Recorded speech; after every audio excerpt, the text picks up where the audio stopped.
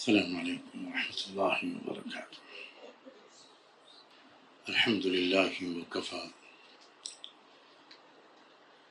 والسلام علی عبادہ الذین اصطفیٰ، اما بعد۔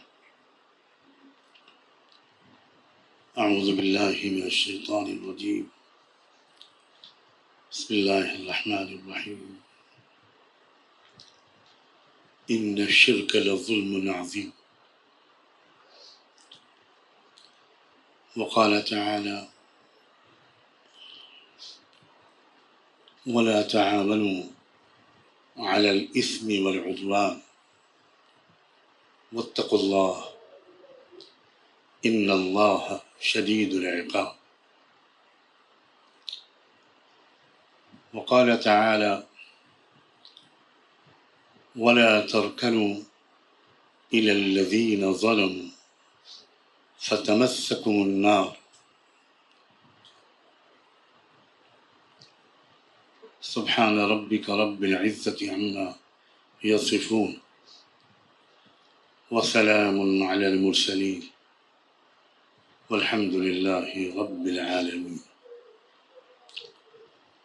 اللهم صل على سيدنا محمد وعلى آل سيدنا محمد وبارك وسلم۔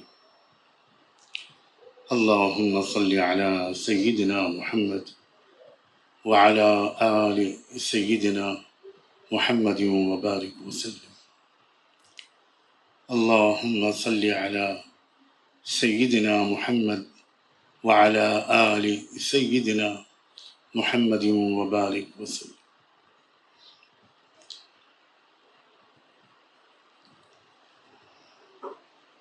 آج جس مضمون یا جس موضوع پر گفتگو کرنے کا ارادہ کیا ہے، اس کے بارے میں اس سے پہلے بھی عرض کرتا رہا ہوں، اور یہ موضوع اس لائق ہے کہ بار بار اس پر گفتگو کر کے ایک دوسرے کو یاد دہانی کرائی جائے، احساس دلایا جائے۔ خاص طور پر ہمارے مدارس میں پڑھنے والے طلباء، ان کے ذہن میں شروع طالب علمی کے دور سے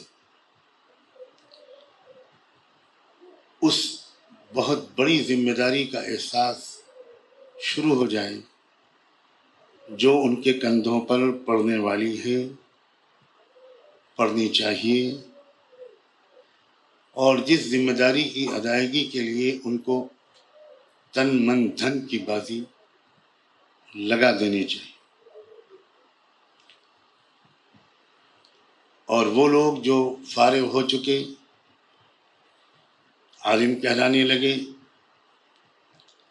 وہ چاہے مدارس میں تدریس کے ذریعے دین کی علم کی خدمت میں مشغول ہوں،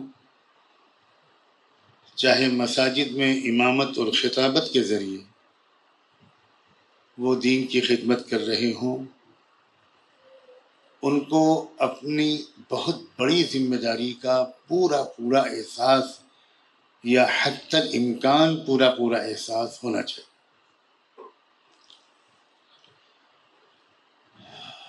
اگر یہ احساس صحیح ہے، اور خدا کرے کہ صحیح نہ ہو،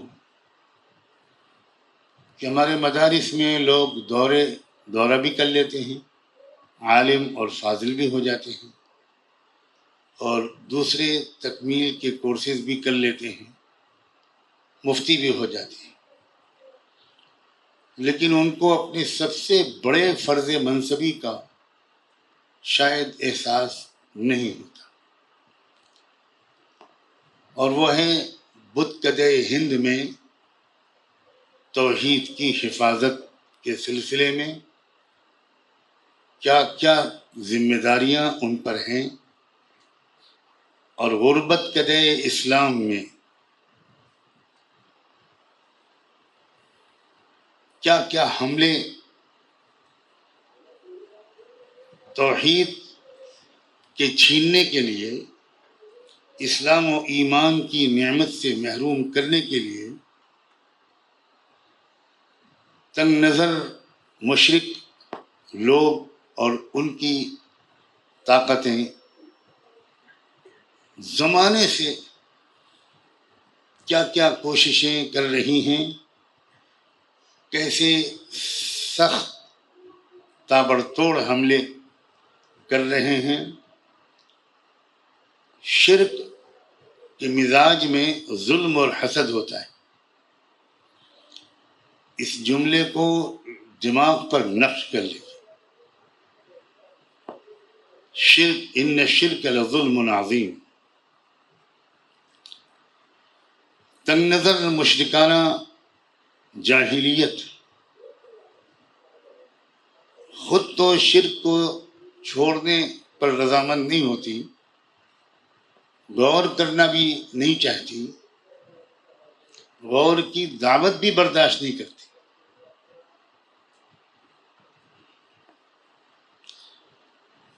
لیکن وہ جو لوگ شرک کا انکار کرتے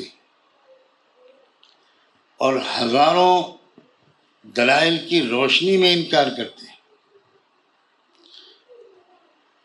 ان کو بھی وہ شرک کی احمقانہ جاہلیت میں مبتلا کر دینے کے لیے کوئی جتن چھوڑتے نہیں۔ علماء کی بہت بڑی ذمہ داری ہے کہ وہ اپنے تمام دوسری کاموں اور ذمہ داریوں کے ساتھ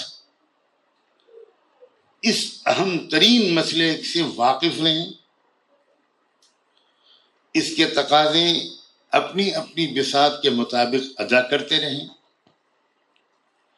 اور اپنے شاگردوں کو، اپنے طلباء کو صورتحال سے آگاہ کرتے رہیں، تاکہ جب تک وہ فارغ ہوں ان کو معلوم ہو کہ ہم کو مدرسے سے باہر نکلنے کے بعد جو مختلف کام کرنے ہیں، انجام دینے ہیں، ان کاموں میں ایک بہت اہم کام یہ بھی ہے۔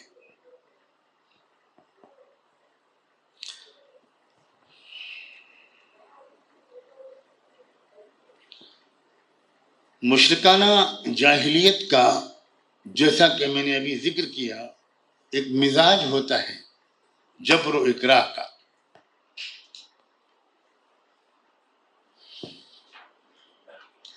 اور اگر مشرکانہ جاہلیت کے ہاتھ میں اقتدار آ جائے، تب تو یہ نشہ دو آتشاں اور سے آتشاں ہو جاتا ہے۔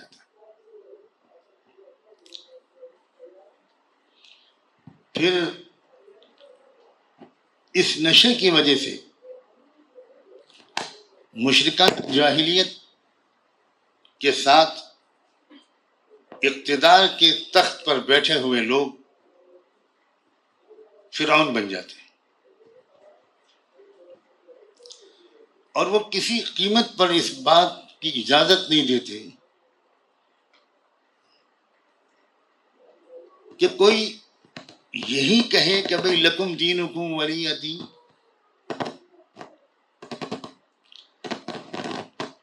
ہمیں آپ اپنی سوچ کے مطابق، عقیدے کے مطابق جینے دیجیے، اور آپ اپنی سوچ اور عقیدے کے مطابق زندگی گزاریے۔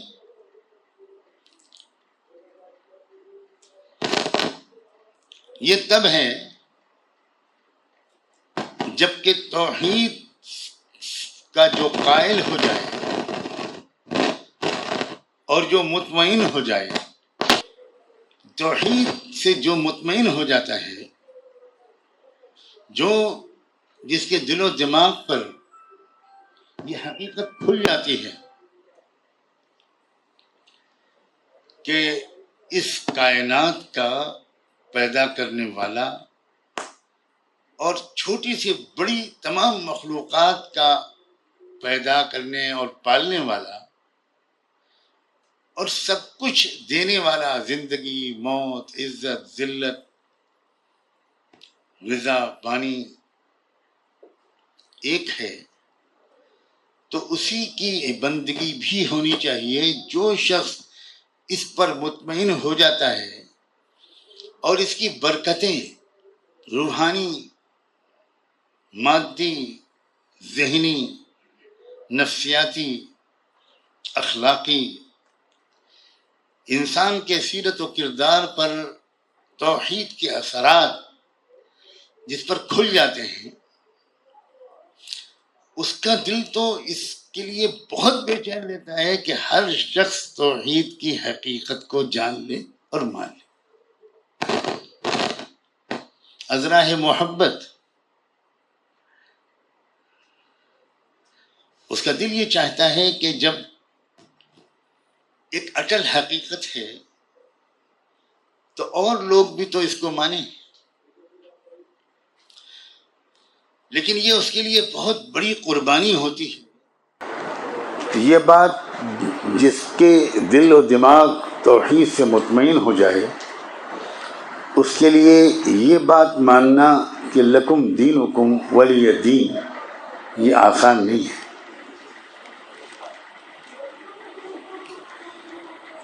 ایک انسان خیر خواہ ہے، ہمدرد ہے، انسانیت دوست ہے، اور سامنے اس کے کوئی مریض تڑپ رہا ہے، زہر کھا چکا ہے یا کھا رہا ہے، تو کیا وہ اس انسان کی انسانیت اس بات کو گوارا کرے گی کہ تم کھاتے رہو، مرتے رہو، میں تو دخل نہیں دوں گا؟ کون اس کو گوارا کرے گا؟ اسی طرح جس کے دل میں توحید اتر جاتی ہے، وہ کسی کو شرک کرتے ہوئے دیکھنا اور اس کو سمجھانا کی کوشش نہ کرنا، یہ اس کے لیے بہت مشکل کام۔ وہ الگ بات ہے کہ ہم کروڑوں توحید کے قائل لوگ بالکل سرسری طور پر توحید کے قائل ہیں، ہم بے حس ہیں، ہمیں انسانوں کی ہمدردی ہمارے اندر سے نکل چکی ہے، اور ہم فیملیئر اور یوز ٹو ہو گئے اس ماحول میں رہتے کہ جیسے شرک بھی ایک نارمل چیز ہے۔ ورنہ مومن جو ہے وہ شرک ہوتا ہوا دیکھ کر تڑپے نہ، بے چین نہ ہو، یہ ہو ہی نہیں سکتا۔ چل جائے کہ حالات اس مرحلے تک پہنچ جائیں کہ جب کہ توحید والوں کو شرک پر مجبور کیا جا رہا اور ان سے ایمان اور توحید کو چھیننے کی ہر ممکن کوشش کی جا رہی، ایسے موقع پر علماء کا سب سے بڑا فرض یہ ہے کہ وہ ایک ایک ایمان والے کو ایمان کی اہمیت سمجھائیں اور ان دھمکیوں اور جبر و تشدد اور دباؤ کے مقابلے کی صلاحیت ایک ایک ایمان والے کے اندر پیدا کریں، کیونکہ جو دباؤ جب پڑتا ہے اور اب پڑ رہا ہے اور آئندہ اور بڑھے گا، اس کو جھیلنا آسان کام نہیں ہے۔ جو لوگ دینی اور علمی تربیت پائے ہوئے ہیں، خاص ماحول میں پلے ہیں، مسجد اور مدرسے سے ان کا تعلق ہے، وہ سمجھ ہی نہیں سکتے ان کروڑوں ایمان والوں کا حال جو دیہاتوں، قصبوں اور قریوں میں دینی مراکز سے دور، ان کے کانوں میں تو اذان تک کی آواز نہیں آتی، درس قرآن، درس حدیث تو دور کی بات ہے۔ دو چار گھر ہوتے ہیں ایک گاؤں میں جہاں وہ گھرے ہوتے ہیں مشرکوں سے۔ ایسے جو کروڑوں اہل ایمان ہیں، ان کو ایمان پر جمنا بہت مشکل ہوتا ہے، اور ان کو ایمان پر جمانا یہ شہری علاقوں کے رہنے والے یا وہ جو بہتر ماحول میں رہنے والے لوگوں کا اولین فریضہ ہوتا ہے۔ کوئی اگر یہ کہے کہ میں دارالعلوم میں پڑھا رہا ہوں، یہ میرے لیے کافی ہے، مجھے کوئی فکر کرنے کی ضرورت نہیں، یہ بالکل غلط ہے۔ آپ کو چھوٹے اور بڑے مدرسوں میں پڑھاتے ہوئے اپنے گاؤں قصبات اپنے علاقے کے ماحول سے واقف رہنا ہوگا.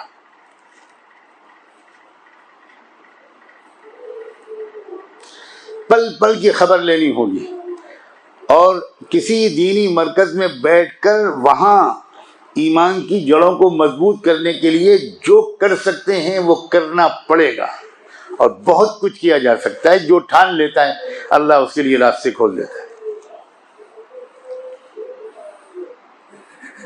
یہ وہ زمانہ آ گیا جب کہ ایک ایک گاؤں کی فکر کرنی ضروری ہے. اور سب سے بڑے دکھ کی بات یہ ہے، کاش کہ میرا یہ احساس و تاثر بالکل غلط ہو، کہ انہی قصبوں، دیہاتوں، گاؤں، دور دراز کی بستیوں میں رہنے والے ان پڑھ، غریب اور جاہل اور تعلیم و تربیت و دینی ماحول سے محرومی کے ساتھ جینے والے مسلمان مردوں اور عورتوں کو دین و اسلام پر قائم رکھنے ہی کے لیے تبلیغ کی محنت شروع ہوئی تھی. حضرت مولانا الیاس رحمۃ اللہ علیہ بار بار کہتے تھے کہ یہ میری دین کی محنت ان لوگوں کے لیے نہیں ہے جن تک دین کی آواز کتابوں کے ذریعے، رسائل و مجلات کے ذریعے، مسجد کے بیان اور خطبوں کے ذریعے اور مختلف ذرائع سے پہنچ سکتی ہے. ان کے لیے یہ میری محنت نہیں ہے. میری محنت ان لوگوں کے لیے ہے کہ جن تک کسی اور ذریعے سے دین کی بات پہنچتی ہی نہیں.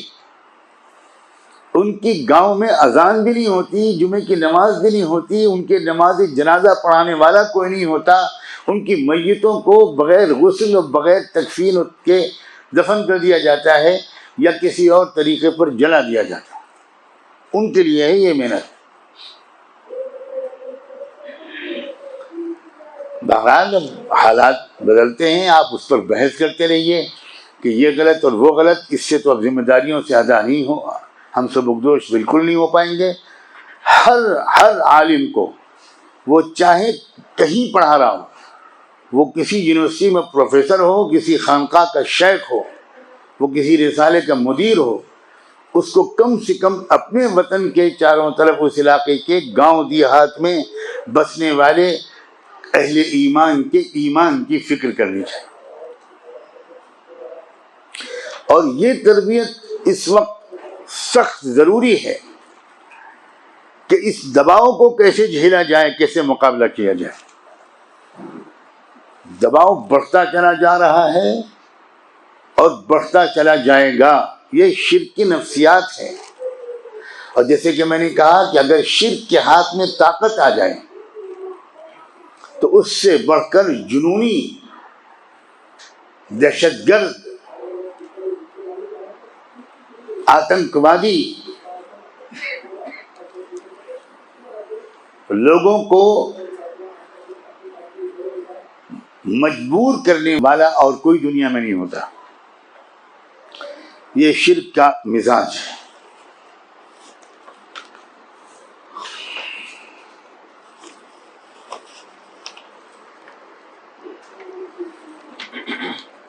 اس لیے میں اس کو پہلے بھی موضوع بنا چکا ہوں، لیکن آج اور زیادہ اس کو جی چاہتا ہے کہ ذرا کھول کر یہ بات بیان کی جائے اور اللہ کرے یہ دور دور تک پہنچے اور دلوں میں اترے اور ہر عالم کو اپنی اس ذمہ داری کا احساس کما حق ہو جائے.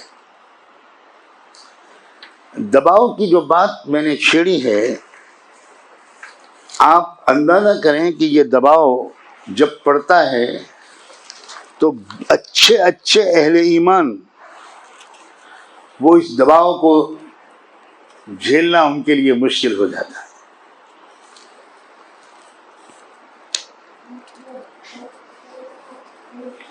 اللہ اکبر. آخری درجے کی بات یہ ہے کہ رحمت دو عالم سیدنا محمد رسول اللہ صلی اللہ علیہ وآلہ وسلم پر خود کتنا سخت دباؤ پڑتا تھا، اور اس دباؤ کا کیسا اثر آپ کے اس قلب اطہر پر پڑنے لگتا تھا جس سے بڑھ کر مضبوط ایمان نہ کسی دل میں رچا بسا ہے نہ آئندہ بسے گا۔ مثال کے طور پر وہ سورہ بنی اسرائیل کی ایک آیت، اس آیت پر غور کیجئے جس میں اللہ نے ارشاد فرمایا کہ وَإِن كَادُوا لَيَفْتِنُونَكَ عَنِ الَّذِي أَوْحَيْنَا إِلَيْكَ لِتَفْتَرِيَ عَلَيْنَا غَيْرَهُ وَإِن كَادُوا لَيَفْتِنُونَكَ عَنِ الَّذِي أَوْحَيْنَا إِلَيْكَ لِتَفْتَرِيَ عَلَيْنَا غَيْرَهُ وَإِذًا لَاتَّخَذُوكَ خَلِيلًا۔ محمد یہ اس کوشش میں تھے کہ آپ بھی اس چیز سے تھوڑا سا بہک جائیں جو ہم نے آپ کے پاس وحی کے ذریعے بھیجی ہے۔ کانپ نہیں گئے آپ کے روئیں، کپی نہیں تاری ہوئی آپ کے اوپر؟ اگر ادنا درجے کا احساس ہو تو اس آیت کا ترجمہ کرنا مشکل ہوتا۔ رسول اللہ سید الانبیاء، ان پر اتنا پریشر، اور اس پریشر کے یہ اثرات کہ اللہ تعالیٰ کہہ رہے ہیں ہم دیکھ رہے ہیں کہ قریب تھا کہ آپ اس دباؤ سے متاثر ہونے لگتے، کیونکہ یہ آفر یہ کر رہے ہیں کہ محمد ہماری اتنی سی بات مان لو، پھر ہم تمہیں اپنا سب سے قریبی دوست بنائیں گے۔ وَإِذًا لَاتَّخَذُوكَ خَلِيلًا، جھگڑے ختم، پھر تو تم ہی تم ہوگے۔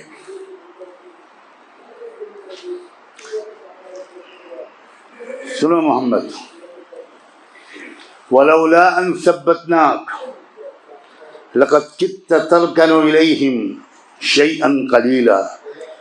محمد اگر ہم نے آپ کو تھاما نہ ہوتا، ہم نے آپ کو ثابت قدم نہ کیا ہوتا، مضبوطی سے ایمان پر جمایا نہ ہوتا، تو ممکن تھا کہ آپ بھی ان کی طرف تھوڑا سا مائل ہو جاتے۔ اللہ اکبر۔ اس کے بعد ہم میں سے کوئی ہے جو یہ کہے کہ مجھے تو کبھی دباؤ پر اس کا اثر نہیں پڑے گا؟ ہے کوئی؟ میں تو قاسمی اور ندوی اور شیخ اور معلم اور علامہ اور حافظ اور قاری اور سب قراءت یا مدرس اور بخاری کا پڑھاتا ہوں، مجھے پر کیا اثر پڑے گا؟ ہے کوئی جو دنیا میں یہ کہہ سکے؟ اللہ تعالیٰ صاف صاف کہہ رہے ہیں، اے محمد ہم دیکھ رہے ہیں، ہم نے تم کو نہ جمایا ہوتا تو تم بھی تھوڑا سا جھک گئے ہوتے، اور اگر تم جھک گئے ہوتے تو جانتے ہو ہم کیا کرتے تمہارے ساتھ؟ وَإِذًا لَذَقْنَاكَ ضِعْفَ الْحَيَاةِ وَضِعْفَ الْمَمَاتِ ثُمَّ لَا تَجِدُ لَكَ عَلَيْنَا نَصِيرًا۔ پھر ہم یہ کرتے کہ دنیا میں بھی آپ کو دگنی سزا دیتے۔ کانپ جاتا ہے آدمی، ترجمہ نہیں کر پاتا، ڈر لگتا ہے کوئی بے ادبی ہم سے سرزد نہ ہو جائے۔ دنیا میں بھی ہم آپ کو دگنی سزا دیتے ہیں، اور مرنے کے بعد بھی آپ اپنے لیے ہمارے مقابلے میں کوئی مددگار اور معاون نہ پاتے۔ مرنے کے بعد بھی ہم آپ کو دگنی سزا دیتے ہیں، آخرت میں بھی دگنی سزا دیتے ہیں، دنیا میں بھی دگنی سزا دیتے ہیں، اور کوئی بچا نہ پاتا محمد آپ کو ہماری سزا سے۔ اللہ، اس کا مطلب کیا ہوا؟ ہمیں یقین ہے کہ جس معاملے کی نہایت سنگینی اللہ کو بتانی ہوتی ہے ہمیں اور آپ کو، اس میں اللہ تعالیٰ سب سے سخت انداز سے اپنے محبوب کو خطاب کرتے ہیں۔ اللہ کے رسول کے دل کے مائل ہو جانے یا دباؤ سے متاثر ہو جانے کا تو کوئی سوال ہی نہیں تھا، آپ معصوم تھے۔ دباؤ تو وہ قبول کرتا جس پر شیطان کا اثر چلتا، آپ تو شیطان کے اثر سے محفوظ تھے، لیکن یہ ہمیں سنانے کے لیے کہا گیا ہے۔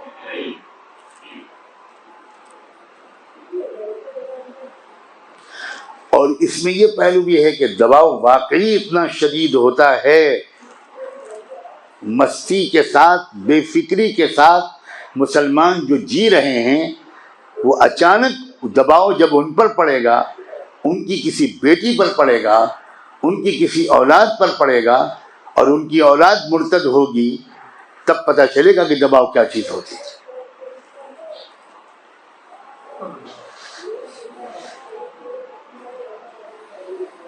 جو لوگ اپنی اولادوں کو پہلے سے ان چیزوں سے آگاہ نہیں کر رہے کہ بیٹا دباؤ کا زمانہ ہے، قبول نہ کرنا، وہ لوگ اپنی اولاد کو اپنے ہاتھوں سے جہنم میں دھکیل لیں۔ جو لوگ اپنے بچوں کو کانوینٹ اسکولوں میں، دوسرے اسکولوں میں بھیج رہے ہیں اور ان کے ساتھ بیٹھ کر ان کے ایمان کو مضبوط کرنے کے لیے ان کے پاس نہ وقت ہے نہ صلاحیت ہے، وہ اپنی اولاد کو اپنے ہاتھوں سے جہنم کا ایندھن بنا رہے ہیں۔ کتنی بار میں یہ واقعہ سنا چکا ہوں کہ گجرات میں جب زلزلہ آیا تھا،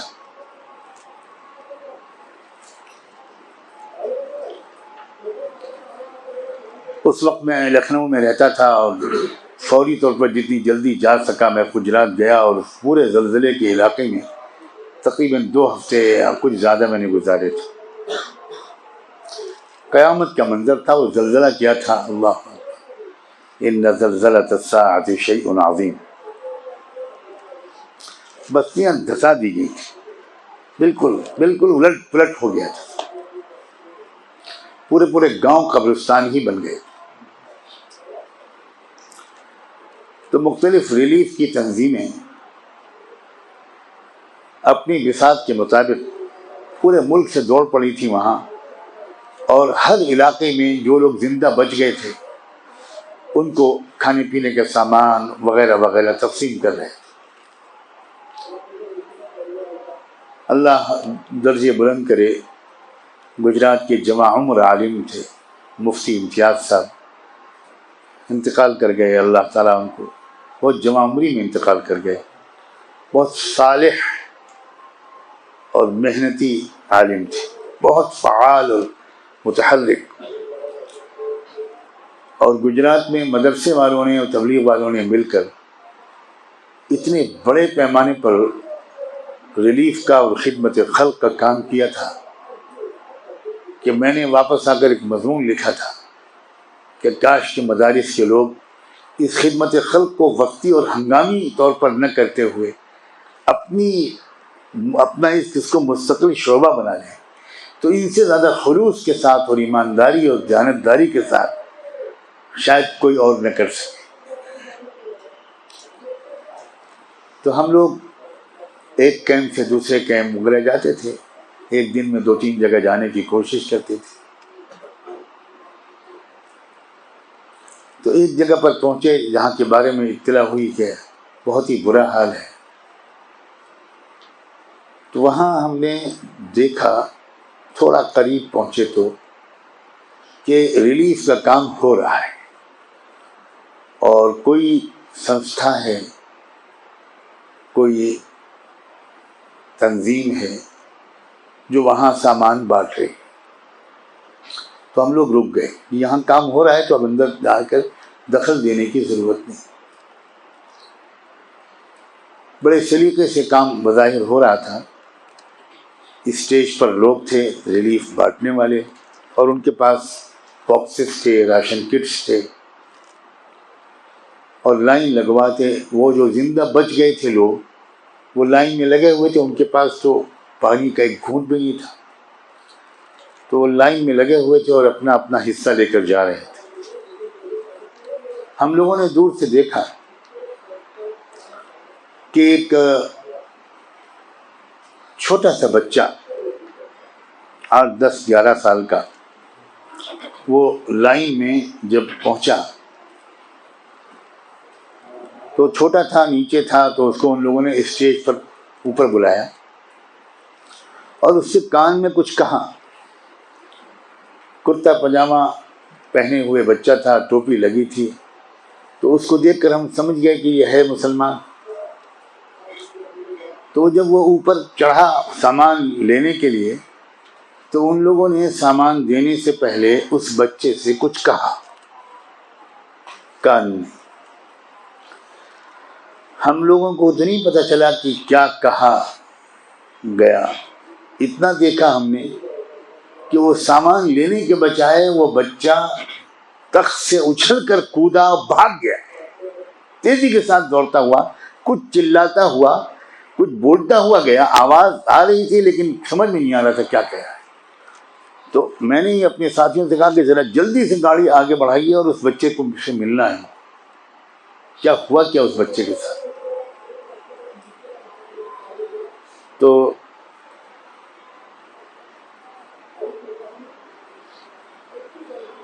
جب اس بچے کے پاس ہم لوگ پہنچے، ہانپ رہا تھا، کیا محسوس ہوا کہ اللہ جانے 1 دن 2 دن ہو گئے کہ اس کو نہ ایک لقمہ ملا، نہ ایک پانی کا گھونٹ ملا. تو بات چیت کرنے سے پہلے ہم لوگوں نے اس کو پانی پلایا، کچھ ڈرنک، کولڈ ڈرنک تھا وہ پلایا، کچھ سیب ویب کھلایا، بسکٹ کھلایا. اطمینان اس کی جان میں جان آئی. تو میں نے اس سے پوچھا کہ بیٹا تم یہ بتاؤ کہ کیا ہوا تمہارے ساتھ؟ تم نے تو سامان بھی نہیں لیا، بھاگ گئے تم. تو اس نے پہلے تو یہ بتایا کہ میری ماں بھی مر گئی، میرے باپ بھی مر گئے، میرے بھائی بہن بھابھی سب مر گئی. میں اس لیے بچ گیا کہ میں گھر میں نہیں تھا، میں کھیت میں کام کر رہا تھا،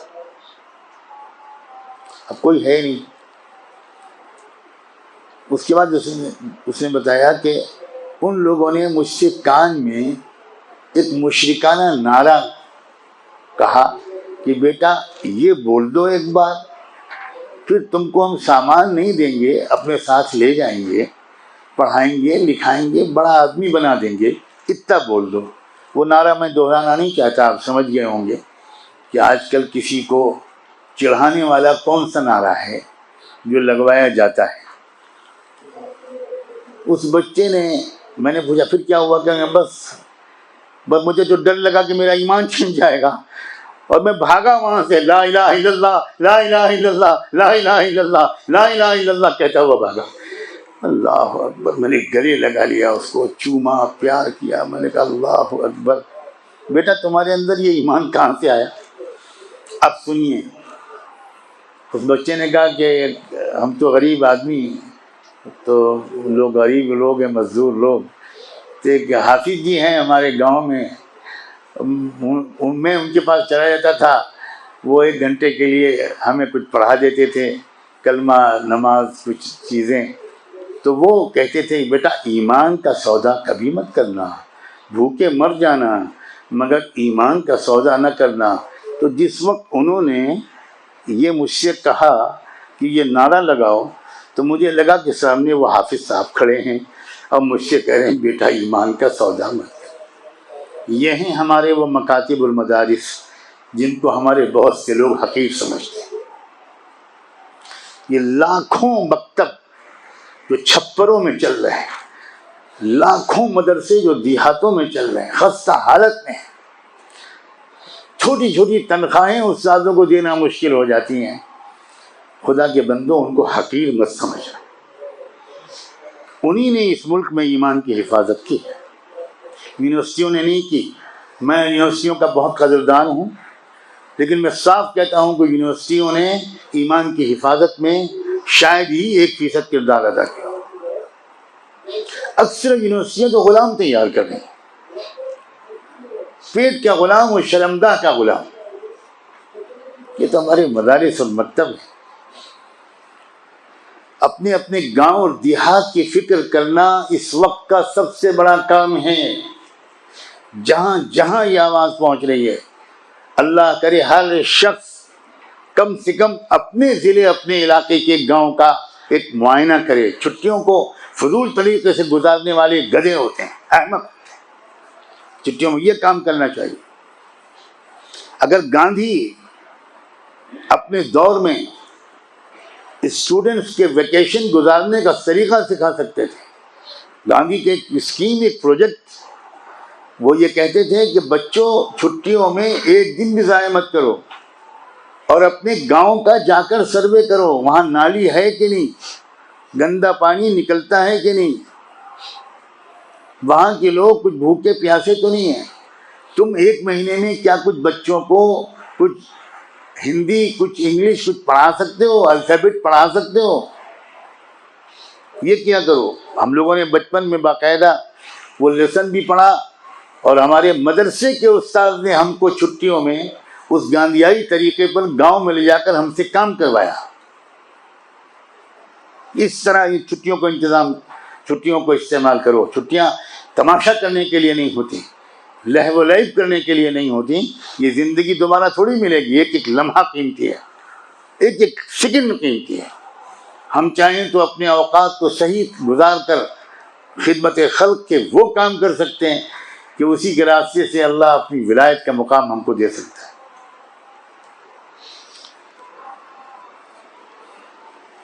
یہ جو آیت میں نے پڑھی سورہ بنی اسرائیل کی، جس میں اللہ کے رسول پر پڑنے والے دباؤ اور اس کے ممکنہ اثرات کا تذکرہ اللہ نے حضور کو مخاطب کر کے براہ راست فرمایا ہے، اور ایسے انداز سے کہا ہے کہ واقعی کانپ جاتا ہے انسان. کہاں سرور کائنات، کہاں امام الانبیاء، اور کہاں مشرکانہ دباؤ کا تاثر. حاشا وکلا. اب کیا بات تھی جس کی وجہ سے حضور کچھ سوچنے لگے تھے؟ یہ بات بھی وضاح کر دینا ضروری ہے، ورنہ کہیں ہمارے اندر کوئی شک یا بدگمانی نہ آ جائے تو ہم تو تباہ ہو جائیں گے. ہوا کیا تھا؟ سیرت کی اور حدیث کی اور تفسیر کی کتابوں میں ایک واقعہ نقل ہوا ہے کہ امیہ ابن خلف اور ابو جہل کی قیادت میں قریش کے لیڈروں کا ایک وفد اللہ کے رسول کی خدمت میں حاضر ہوا. اور اس نے کہا کہ دیکھیں، ہم دیکھتے ہیں کہ آپ حجر اسود پر ہاتھ پھیرتے ہیں. مورتیاں پوری کعبے میں چاروں طرف پتھر کی مورتیاں 360 لگی ہوئی ہیں، ان پر آپ ہاتھ نہیں پھیرتے. آپ حجر اسود پر ہاتھ پھیرتے ہیں یا اس کو چومتے ہیں. اب اتنا کر لیں کہ حجر اسود کے ساتھ یہ جو مورتیاں لگی ہیں خالی ان پر ہاتھ پھیر دیا کریں بس. ہم نہیں کہتے کہ آپ سجدہ کریں، کہ آپ ہاتھ پھیر دیا کریں. ایک سمبل احترام کا اتنا آپ کر لیا کریں. اگر آپ نے اتنا ہی کر لیا تو محمد ہم سب مسلمان ہو جائیں گے، اسلام قبول کر لیں. اللہ اکبر. یہ نہیں کہ آپ کو ہم لیڈر بنا دیں گے، بادشاہ بنا دیں گے، کوئی سیاسی اور مادی لالچ بھی ہو. انہوں نے نہ، وہ امید دلائی جس سے بڑھ کر اللہ کے رسول کی شخصیت کسی اور امید سے متاثر نہیں ہو سکتی. تو آپ کے دل میں اسی داعیانہ اور پیغمبرانہ جذبے سے یہ خیال آیا کہ اللہ تو نیت دیکھ رہا ہے، میں کس نیت سے ہاتھ پھیروں گا. اور اللہ کے ہاں تو کسی عمل کے بارے میں فیصلہ نیت اور جذبے کے حساب سے ہوتا ہے. اور ایک بار ان لوگوں نے اگر کلمہ پڑھ لیا تو یہ تو خود سب چھوڑ دیں گے. تو میرا تو کام ہی یہی آسان ہو جائے گا. شاید اللہ نے یہ راستے ہی نکالا ہو. تو کیا ہے جی، ایک بار میں سکل دوں ان کو خوش کرنے کے لیے. تفسیر مظہری میں اس واقعے کا بیان کرنے والی جو روایت نقل کی گئی ہے اور جس کے بارے میں امام سیوطی رحمۃ اللہ علیہ نے اپنی کتاب لباب النقول فی اسباب النزول میں لکھا ہے کہ یہ روایت اس آیت کے سبب نزول کے بیان کرنے والی روایات میں سب سے زیادہ صحیح سند سے آئی.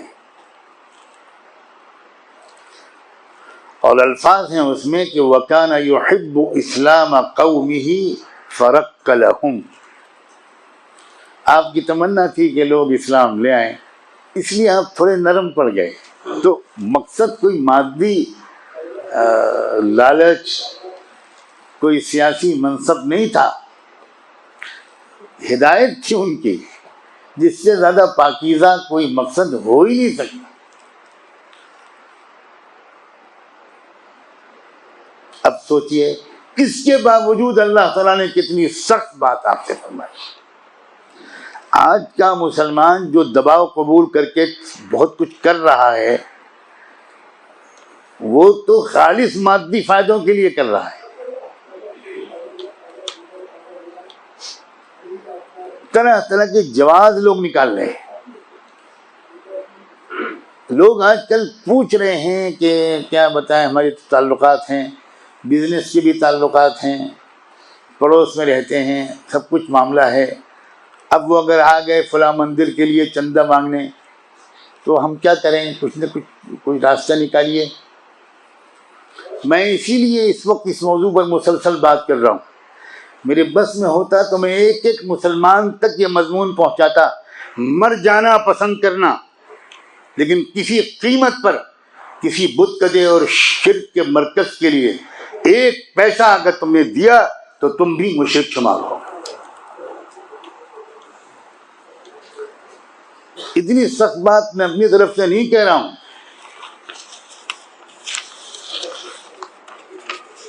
مجھ سے کچھ سوال کیا اس قسم کا لوگوں نے, بعض بڑے اہم علماء نے مجھے لکھ کر بھیجا, تو میں نے اس مہینے کے مارچ کے الفرقان میں اسی موضوع پر تفصیلی مضمون لکھا ہے. خدا کرے آپ لوگوں تک پہنچ سکے اور آپ میں شوق ہو, آپ اس کو غور سے پڑھیں اور بار بار پڑھیں, محفوظ رکھیں. کیونکہ اس طرح کے دباؤ یہ پہلی بار یہاں پر نہیں ہو رہا ہے, یہ تو بہت زمانے سے ہو رہا ہے. ہر کچھ دن کے بعد یہ دباؤ ہوتا ہے. آج سے 100 سال پہلے بہت شدت کے دباؤ کا ایک دور آیا تھا, ایک دورہ پڑا تھا. میں اس وقت اس کی تاریخ نہیں سناؤں گا, ارادہ ہے میرا کہ اس پرانی تاریخ کو بھی یاد دلاؤں گا کہ اس وقت وہ دباؤ کس درجے کا تھا. اور اس دباؤ کا مقابلہ ہمارے حضرات اہل علم نے, اہل دل نے کس جرأت کے ساتھ کیا تھا. آج کے علماء اللہ رحم کرے, وہ چونکہ بس میں کیا اور عرض کروں, اکثر علماء کس قدر خوف زدہ ہو گئے ہیں. اور کیا ہو گیا ہے میری سمجھ میں نہیں آتا کہ جو باتیں ڈنکے کی چوٹ پر کہنی چاہیے اور صراحت کے ساتھ کہنی چاہیے, اشاروں کنایوں میں نہیں. اپنوں کی محفل میں بھی وہ باتیں ہم صراحت کے ساتھ نہیں کہہ رہے ہیں, چلے کہ دوسروں کے سامنے. ہم نے اس ملک میں رہنا اس لیے منظور کیا تھا کہ یہاں ہم کو یہ دستور اور معاہدے کے ذریعے یقین دلایا گیا تھا کہ ہر ایک کو اپنے دین مذہب پر چلنے کی مکمل آزادی ہو, اور صرف چلنے کی نہیں, اپنے دین کی دعوت دینے کی مکمل آزادی ہوگی. یہ دستور میں لکھا ہے, اور یہ یوں ہی نہیں لکھا, ہمارے حضرات لڑ گئے تھے دستور ساز اسمبلی میں. میں کیا شکوہ کروں مدرسوں کے فارغوں سے. تمہیں معلوم ہے کہ مولانا حفظ الرحمان کون تھے؟ تم لوگوں نے کسی نے نہیں پڑھا ہو. میں سچ کہتا ہوں, میں اپنے کرب کا اظہار ہر وقت ڈانٹتا رہتا ہوں اپنے قریب کے ساتھیوں کو کہ تمہیں عالم کس نے دے دیا, تمہاری سند جلا دینی چاہیے, تم پڑھتے ہی نہیں. تمہیں کچھ معلوم ہی نہیں کہ مولانا حفظ الرحمان نے دستور ساز اسمبلی میں کیا کردار ادا کیا تھا. تمہیں کچھ معلوم نہیں کہ 36 یا 37 مسلم ممبران نے دستور ساز اسمبلی میں کیا بحث کی تھی, تب یہ دستور اس طرح کا بنا ہے. جم گئے تھے, لڑ گئے تھے وہ لوگ. کیا آپ نے ہم سے کیا وعدہ کیا تھا آزادی سے پہلے, اور آج آپ کیا بات کر رہے ہیں؟ کسی قیمت پر ہم اس دستور کو ایک مخصوص مذہب کے رنگ میں کے حق میں جھکا ہوا نہیں منظور ہونے دیں گے. یہ ذمہ داری ہونی چاہیے ہماری, یہ ذمہ داری ہے. ارے بھائی, موت ایک دن آنی ہے, شہادت سے کی موت سے بڑھ کر بھی کوئی موت. کیا ہو گیا ہے ہم کو, کیا ہو گیا ہے؟ میرے بعد میرے بچوں کا کیا ہوگا, یہ کیوں نہیں سوچتے کہ میرے مرنے کے بعد میرا کیا ہوگا.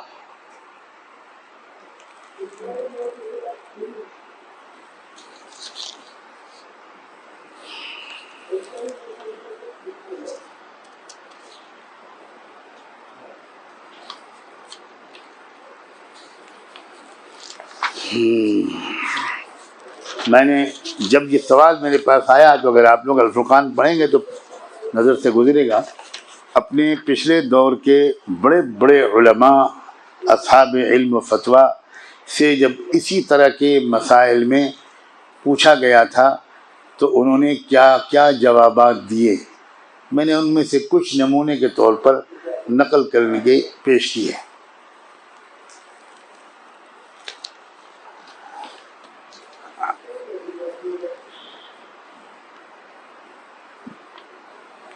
حضرت تھانوی رحمۃ اللہ علیہ سے پوچھا گیا تھا کہ کسی قصبے کا رئیس مسلمانوں کو کہے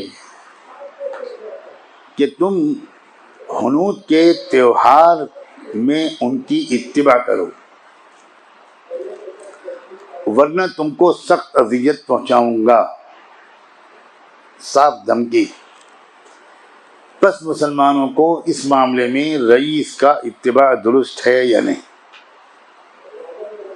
یہی ہو رہا ہے آج کل کہ نہیں؟ جواب میں حضرت تھانوی نے لکھا تھا، چونکہ مبنی اس درخواست کا حنوط کے مذہب کا احترام اور رعایت ہے، مسلمانوں کو اس کا قبول کرنا یا اعانت اور تائید کرنا حرام قریب بکفر ہے۔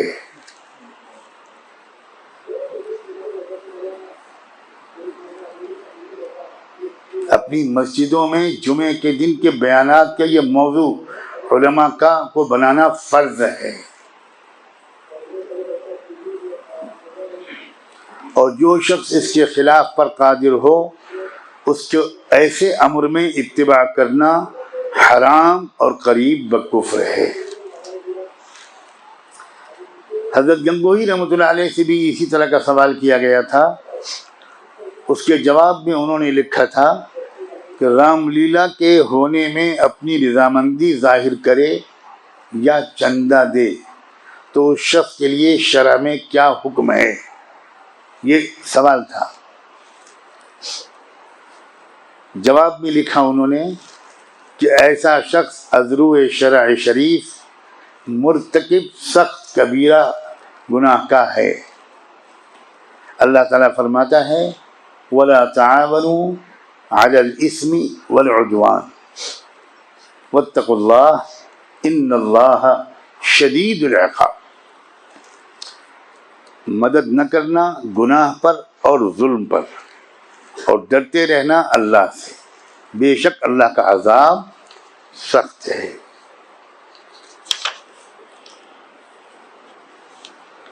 حضرت مولانا مفتی محمود الحسن گنگوہی رحمۃ اللہ علیہ سے پوچھا گیا تھا کہ کیا غیر مسلموں کے مذہبی کاموں میں مثلا مندر بنوانے یا مورتی کے نصب کے موقع پر جشن وغیرہ میں چندہ دینا جائز ہے یا نہیں؟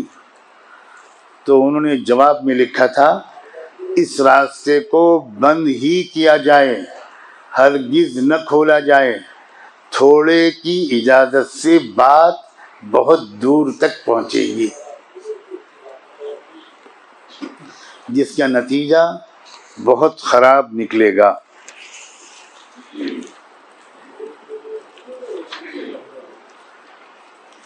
شیخ الہند حضرت مولانا محمود حسن دیوبندی رحمۃ اللہ علیہ،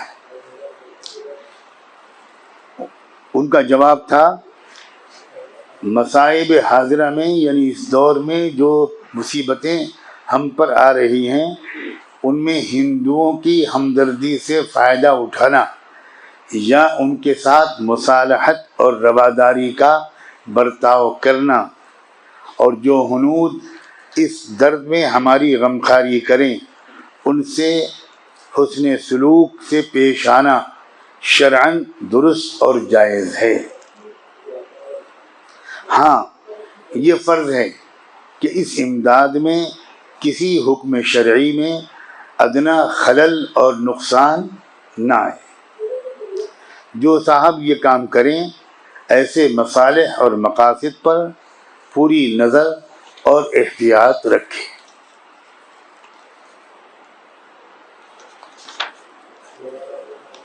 فتاوا میں نے اور بھی بہت سے نقل کیے ہیں، یہ تو دو چار مثالیں مناسب سمجھا میں نے کہ آج کی اس مجلس میں پیش کی جائیں۔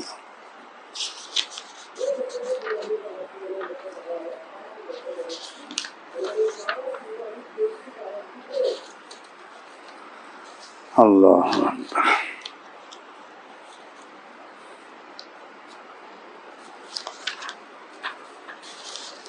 ایک سوال پوچھا گیا تھا حضرت مولانا ابو المحاسن محمد سجاد صاحب سے کہ قشقہ لگانا اور جلوس رام لیلا وغیرہ ہندوؤں کے دیگر مراسم مذہبی میں شریک ہونا، کنٹھا باندھنا جو بھکت ہونے کا یعنی التزام ترک گوشت خوری کی علامت ہے، اس کے بارے میں کیا کہتے ہیں علماء؟ تو حضرت مولانا ابو المحاسن محمد سجاد صاحب رحمۃ اللہ علیہ نے جواب میں لکھا تھا، ان سب امور کو جائز اور بہتر سمجھ کر کرنے والا خارج الاسلام ہے اور مرتد ہے، اور اگر بلا اعتقاد جواز ان امور کا کوئی مسلمان مرتکب ہو تو سخت گنہگار ہے، کیونکہ یہ سب مراسم مشرکین ہیں۔ ان امور سے بچنا اور پرہیز کرنا مسلمانوں پر واجب ہے۔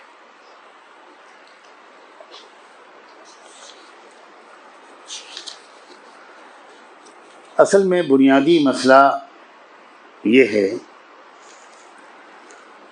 جس کے بارے میں نے شروع میں اشارہ کیا تھا کہ جس ملک میں ظالم اور جارحیت پسند مشرکانہ یا کافرانہ اقتدار ہو، وہاں کے مسلمانوں کو کیا کرنا چاہیے؟ اس تربیت کی بہت ضرورت ہے، اور میں ایک بات آپ سے پوچھتا ہوں، اگر آپ مناسب سمجھیں تو جواب دیں۔ کیا اس موضوع پر ہمارے لوگ عام طور پر مساجد میں جمعے وغیرہ پر کبھی روشنی ڈالتے ہیں؟ کیوں بھائی؟ اچھا، لوگ روشنی نہیں ڈالتے، آپ ڈالیں گے؟ جو میں نے شروع میں شکوہ کیا تھا کہ دورہ بھی ہو جاتا ہے، افتاء بھی ہو جاتا ہے، تکمیلات بھی ہو جاتی ہیں، اور ممتاز نمبروں سے آدمی فارغ ہو جاتا ہے۔ کیا اس کے سامنے 15-16 سال کے عرصے میں یہ نصیحت آتی ہے کہ کس ملک میں تم لوگ کام کرنے والے ہو، آئندہ تمہیں کیا کیا حالات پیش آئیں گے؟ کس دکھ کے ساتھ کہوں کہ ہمارے مدرسوں میں جن مسائل کا تذکرہ پوری تعلیمی کے زمانے میں ہوتا رہتا ہے، ان میں سے اکثر کا کوئی تذکرہ باہر نکل کر ان کو کبھی سننے کو نہیں ملتا۔ کوئی آپ سے پوچھتا ہے قرأت فاتحہ خلف الامام کا جھگڑا؟ کوئی آپ سے پوچھتا ہے رفع دین کا مسئلہ ہے؟ اور ہمارے یہاں یہی چلتا رہتا ہے۔ اور جو مسائل باہر ہر وقت درپیش ہیں، خمسان کی جنگ چل رہی ہے، اس کے بارے میں کچھ تربیت نہیں ہوتی۔ تو خالی ذہن بیچارہ مولوی مسکین ہوتا ہے، باہر اسے کچھ سمجھ میں نہیں آتا، اور وہ مساجد کے اندر بھی جو باتیں کرتا ہے بڑے فخر سے کہتا ہے کہ یا زمین سے نیچے کی بات کرتا ہوں یا آسمان سے اوپر کی بات کرتا ہوں، کیونکہ زمین سے نیچے کی بات کرنے میں بھی کوئی خطرہ نہیں ہے، آسمان سے اوپر کی بات کرنے میں بھی کوئی خطرہ نہیں۔ کیا خوبصورت تعبیر ہے اپنی بزدلی کی۔ ہم علماء جتنے گناہ کرتے ہیں کتاب و سنت کی روشنی میں کرتے ہیں، دلائل شرعیہ کی مدد لے کر کرتے ہیں۔ یہ بیچارے کالج یونیورسٹی والے اس لیے پھنس جاتے ہیں کہ ان کے پاس دلائل نہیں ہوتے۔ گناہ تو ہم سے کم کرتے ہیں اور چھوٹے کرتے ہیں، اور یہ بیچارے مان لیتے ہیں کہ ہم گنہگار ہیں۔ یہ اپنے کو نہ مفتی کہتے ہیں، نہ شیخ الاسلام کہتے ہیں، نہ علامہ کہتے ہیں، نہ نقشبندی، نہ چشتی، کچھ نہیں۔ کون ہیں آپ؟ ایم بی اے ہیں صاحب؟ کیا ہیں؟ گنہگار آدمی ہیں۔ اور ہم لوگ ماشاءاللہ سب حرکتیں کرتے ہیں، کتمان علم ہم کرتے ہیں، تحریف ہم کرتے ہیں، جو یہود و نصارہ کرتے تھے وہ ہم کرتے ہیں. میں اپنے بچپن سے، میرا کمال دوستوں نہیں ہے، کبھی میرے بارے میں کسی غلط فہمی میں مبتلا نہ ہونا. میں خوش قسمت یہ ہوں کہ میں نے تربیت جن دو بزرگوں سے پائی ہے، ان کی ہر گفتگو حالات و ضرورت کے مطابق ہوتی ہے. ہر وقت حضرت مولانا ابوالحسن علی ندوی اور میرے والد حضرت عام حضور نعمانی ہر وقت اسی درد میں رہتے تھے کہ اس ملک کے مسلمانوں کو ارتداد سے کیسے بچائیں، حفاظت دین، اور اس ملک کے غیر مسلموں کو اسلام کی طرف کیسے لائیں، اشاعت دین. اور چونکہ عام طور پر ہمارے علماء پر یہ رنگ غالب نہیں ہے، واعظانہ قسم کا، تو میرے عزیز طلبہ، آپ سے بھی کہہ رہا ہوں، یہاں کے اساتذہ سے بھی کہہ رہا ہوں، اور جو اساتذہ اس قسم کے مضامین نہیں پڑھتے ان سے مجھے سخت شکایت ہے. آپ اگر اس قسم کے مضامین نہیں پڑھیں گے تو آپ اپنے طلبہ کے ذہن میں یہ حمیت دینی کیسے پیدا کر پائیں گے، کیسے غیرت پیدا کر پائیں گے؟ اَيُنْقَصُ الدِّينُ وَأَنَا حَيٌّ، یہ اضطراب ہماری میراث ہے. یونقص کا مطلب نہیں، یہاں تو ایحذف الدین، ایقتل الدین، یہ ہو رہا ہے.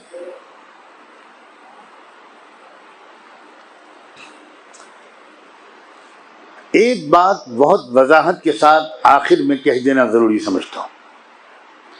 قرآن کے بیان کے مطابق غیر مسلم دو طرح کے ہیں. آپ اپنی زبان میں کہیے، برادران وطن دو طرح کے.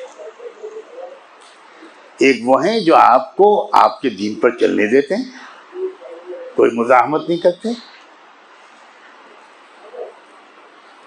آپ کو گاؤں سے، شہر سے، ملک سے نکالنے کا کوئی جذبہ ان کے اندر نہیں، اچھے انسان ہیں، اچھے پڑوسی ہیں، آپ کے دفتر میں کام کرتے ہیں، آپ کے آفس میں، آپ کی مارکیٹ میں آپ کے ان کے ساتھ تعلقات ہیں، اور وہ کبھی اس طرح کا کوئی جذبہ ان کے اندر نہیں ہے. اور ایسے ہی برادران وطن کی غالب اکثریت آج بھی ہے. انہیں کوئی مطلب نہیں ان باتوں سے. ان کے ایسی غیر مسلم برادران وطن کے بارے میں قرآن حکم دیتا ہے کہ ان کے ساتھ اچھے سے اچھا سلوک کرو، ان کی خدمت کرو، ان پر احسان کرو، حسن معاشرت والے تعلقات قائم کرو.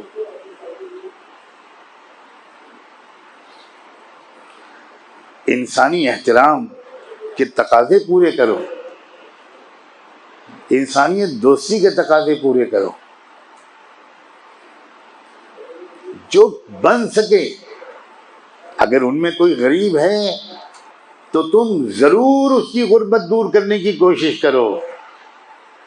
تمہارے ہوتے ہوئے کسان خودکشی کر لے، تم اس کا جواب آخرت میں دے پاؤ گے؟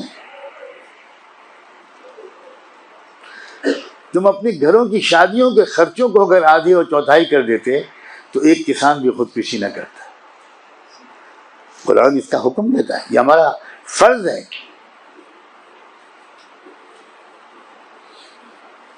تو دو قسموں میں تقسیم کرتا ہے قرآن غیر مسلم برادران وطن.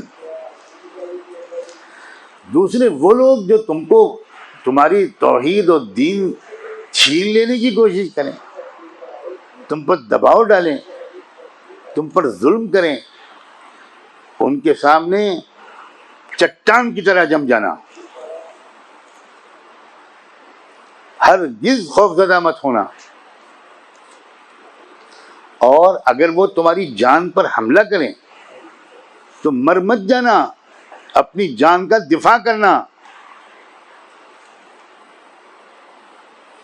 اور یہی وہ اسپرٹ ہے جس کی وجہ سے ہمارے ملک کے دستور میں یہ قانون بنوایا اور رکھوایا گیا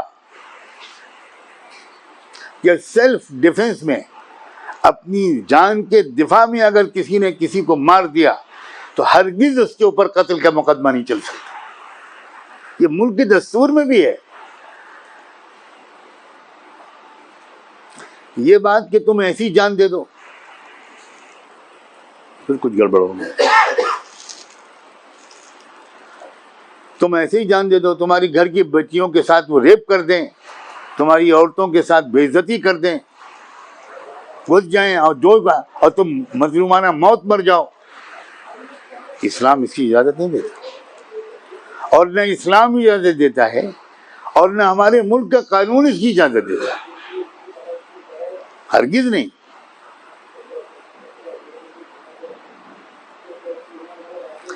اس بات کو بھی یقین و اعتماد کے ساتھ لوگوں کے درمیان عام کرنا چاہیے. ملک کے قانون کے حوالے سے بھی اس کو عام کرنا چاہیے. مجھے یاد نہیں رہا، میں نے پہلے سوچا تھا، میری کل سے آج رات بالکل نیند نہیں آئی، بہت طبیعت صبح سے گڑبڑ تھی، کہ میں کسی طرح دستور کی وہ دفعہ پیش کروں گا آج کے مجلس میں. اس قانون کے تحت ہر شخص کو اپنی جان اور مال کے دفاع کا حق ہے، اور اگر اپنی جان اور مال کے دفاع میں اس نے کسی دوسرے کو مار دیا تو کسی قیمت پر اس کے اوپر ظلم و زیادتی اور قتل کا کیس نہیں چل سکتا. ہاں، یہ ثابت کرنا پڑے گا اس کو کہ میں نے سیلف ڈیفنس میں یہ قدم اٹھایا، اپنی جان کے بچاؤ میں، اپنی ذات کے دفاع میں نے یہ کام کیا. تو کاش کہ یہ پیغام عام ہو کہ اس وقت ہمارے ہر رویے اور جملے سے ہمت کو بڑھنا چاہیے، حوصلوں کو بڑھنا چاہیے. نا امیدی، شکست خوردگی، خوف، اس قسم کے احساسات لوگوں کے ذہن و دماغ سے نکلنے چاہیے.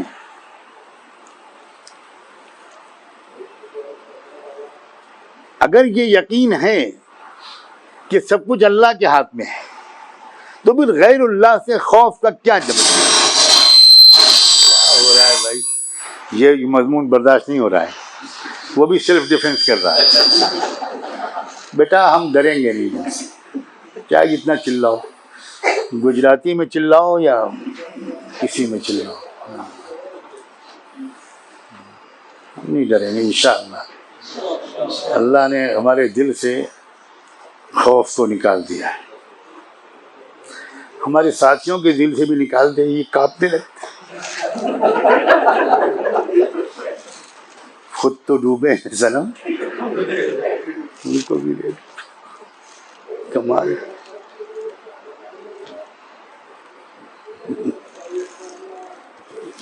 لکھنؤ میں نے جامع مسجد میں جمعے کا خطاب کیا، پھر نہ پوچھو.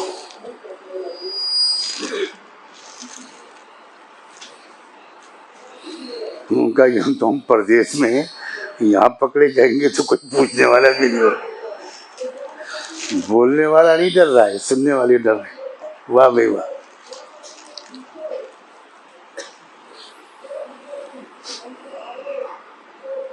پوری مخلوق اگر ہمیں نقصان پہنچانے پہ لگ جائے اور اللہ نہ چاہے، ہرگز ہم کو چھو بھی نہیں سکتے. تمام دنیا کے انسان، تمام دنیا کے جنات، حضور نے جنات کے بھی تذکرہ کر دیا اس لیے کہ انسان جنات کو اپنے سے زیادہ طاقتور سمجھنے کی بیوقوفی کرتا ہے. کمال.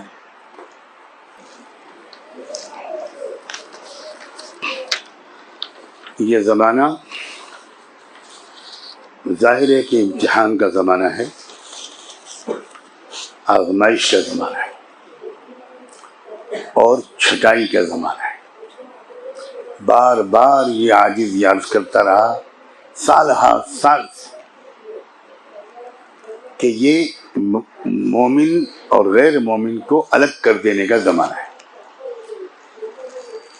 ایک زمانے تک سب ملے جلے رہتے ہیں، کامل درجے کا ایمان والا اور بالکل کمزور اور منافق اور خوفزدہ، وہ سب ساتھ ہے، کوئی پہچان نہیں سکتا. ایک وقت آتا ہے، اور وہ وقت کب آتا ہے؟ جب انصاف اور حق کے غلبے کا دور قریب آ رہا ہوتا ہے. یاد رکھیں، جب حق کے غلبے کا دور قریب آ رہا ہوتا ہے اس وقت چھٹائی کا پروسیس اللہ کی طرف سے شروع ہوتا ہے. تو جب چھٹائی ہو رہی ہو، ہم دیکھ رہے ہیں کس طرح مسلمان مرتد ہو رہے ہیں، مسلمان کہلانے والے لوگ مرتد ہو رہے ہیں، مسلمان لڑکے غیر مسلم لڑکیوں سے شادیاں کر رہے ہیں، مسلمان لڑکیاں غیر مسلموں کے ساتھ بھاگ رہی ہیں، پتہ نہیں کیا کیا ہو رہا ہے. یہ ایک پروسیس ہے جو شروع ہو چکا ہے. اب جتنا گند میل کچیل اللہ رحم فرمائے، جتنا نفاق، جتنی دنیا کی محبت میں ڈوبے ہوئے لوگ گھسے ہوئے ہیں ہمارے درمیان، اور کروڑوں کی تعداد میں، ہو سکتا ہے کہ انہی کی اکثریت ہو، ان کو تو الگ کرنا ہی ہے فائنل راؤنڈ سے پہلے. فائنل راؤنڈ سے پہلے لازمی طور پر اللہ کی طرف سے یہ پروسیس اسٹارٹ ہو جاتا ہے، اور اس کے لیے اللہ تعالیٰ کی طرف سے طرح طرح کے انتظامات ہوتے ہیں. اور انہی انتظاموں میں سے کھلا ہوا انتظام یہ ہے کہ سخت ظالم دشمنوں کو مسلط کیا جاتا ہے. تبھی تو چھٹائی ہوگی. جب وہ ظلم کریں گے، دباؤ ڈالیں گے، تو کون جمے گا، ثابت قدم رہے گا، وہ الگ کر دیا جائے گا. اور کون سودے بازی کرے گا، کمپرومائز کرے گا، شکست تسلیم کر لے گا، اور اللہ کو راضی کرنے کے بجائے ظلم اور کفر والوں کو راضی کرنے کی کوشش کرے گا، انہیں الگ کر دیا جائے. اور اس کے بعد جو آخری فیصلہ کن مقابلے کا وقت ہوگا، اس میں وہ چھٹے ہوئے کامل ایمان والے اور تقوی والے لوگ، وہ چاہے تعداد میں تھوڑے ہوں، انہی کو سامنے لا کر اور انہی کو آخری مقابلے میں آمنے سامنے کھڑا کر کے اور ان کی غیبی مدد کر کے اللہ تبارک و تعالی فیصلہ کر دیں گے.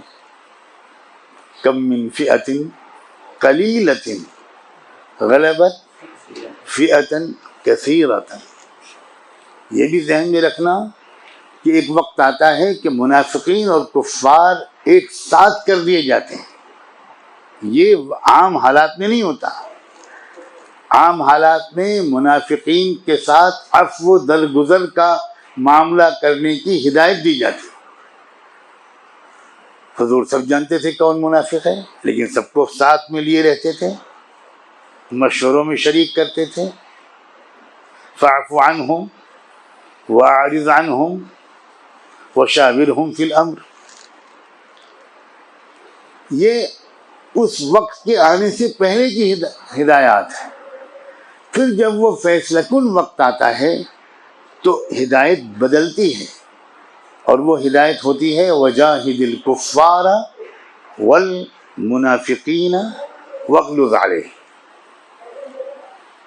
اب معاملہ دوسرا ہو گیا. تو یہ دور میرے ناقص تعلیمانہ اندازے کے مطابق شروع ہو چکا ہے. اس لیے یہ بہت نازک دور ہے. اس دور میں اپنی ایمانی تربیت کرنا، اپنی ہمتوں کو بلند کرنا، شجاعت کی دعائیں مانگنا، شجاعت والی اداؤں کو اپنے اندر لانا، استقامت کی توفیق مانگنا کہ ہمارے قدم اکھڑ نہ جائیں اور ہم بھلے تکلیف برداشت کر لیں، اللہ کرے کہ ہم کو ناقابل برداشت تکلیف کا سامنا ہی نہ کرنا پڑے. یہ دعا ضرور مانگنی چاہیے. لیکن اگر تکلیف آئے تو تکلیف کو اللہ کا تحفہ سمجھ کر قبول کرنا، تکلیف سے بچنے کے لیے کفر و نفاق قبول نہ کرنا کسی قیمت پر. اور اس طرح کی تربیت اپنے بچوں کی کرنا جو 99.9% مسلمان نہیں کر رہے، یہاں تک کہ علماء بھی نہیں کر رہے. زیادہ سے زیادہ نماز پڑھ لو، نماز پڑھ لو، نماز، یہ ہو رہا ہے. اسی کا نام تربیت ہے. کیا آپ نے ایسے والدین دیکھے ہیں جو بچوں کو بٹھا کر استقامت کی گفتگو کرتے ہیں کہ بیٹا یہ دور آ رہا ہے، سوچ سمجھ لینا، سودا مت کرنا، جھکنا مت، ڈرنا مت، گھبرانا مت، نہ ظلم کرنا ہے نہ ظلم کو سہنا ہے۔ اللہم انی اعوذ بک من ان اظلم او اظلم، حضور نے تو یہ دعا مانگی ہے، میں ظالم بھی نہ بنوں، میں مظلوم بھی نہ بنوں۔ یہ نہیں کہ مار کھاتے جاؤ، مار کھاتے جاؤ، مار کھاتے جاؤ، مار کھاتے جاؤ، اور وہ اتنے حوصلہ مند ہو جائیں، انہیں پتا ہے کہ مقابلہ تو کرے گا ہی نہیں، گھس جاؤ گاؤں میں، گرا دو مسجدیں، توڑ دو سب گھر، پھونک دو، آگ لگا دو، کوئی ہوگا ہی نہیں مقابلہ کرنے والا، ہرگز نہیں۔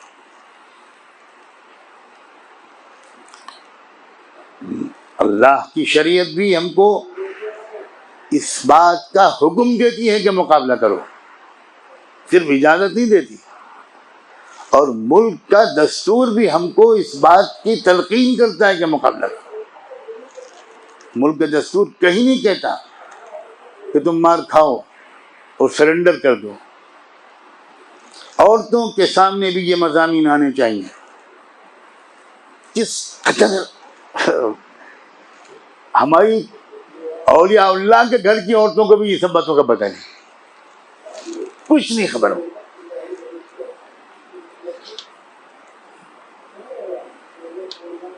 ایک ایک بچے اور بچی کے ذہن میں حمیت، غیرت، شجاعت، استقامت، مقابلے کا حوصلہ، یہ چیزیں پیدا ہونی چاہیے۔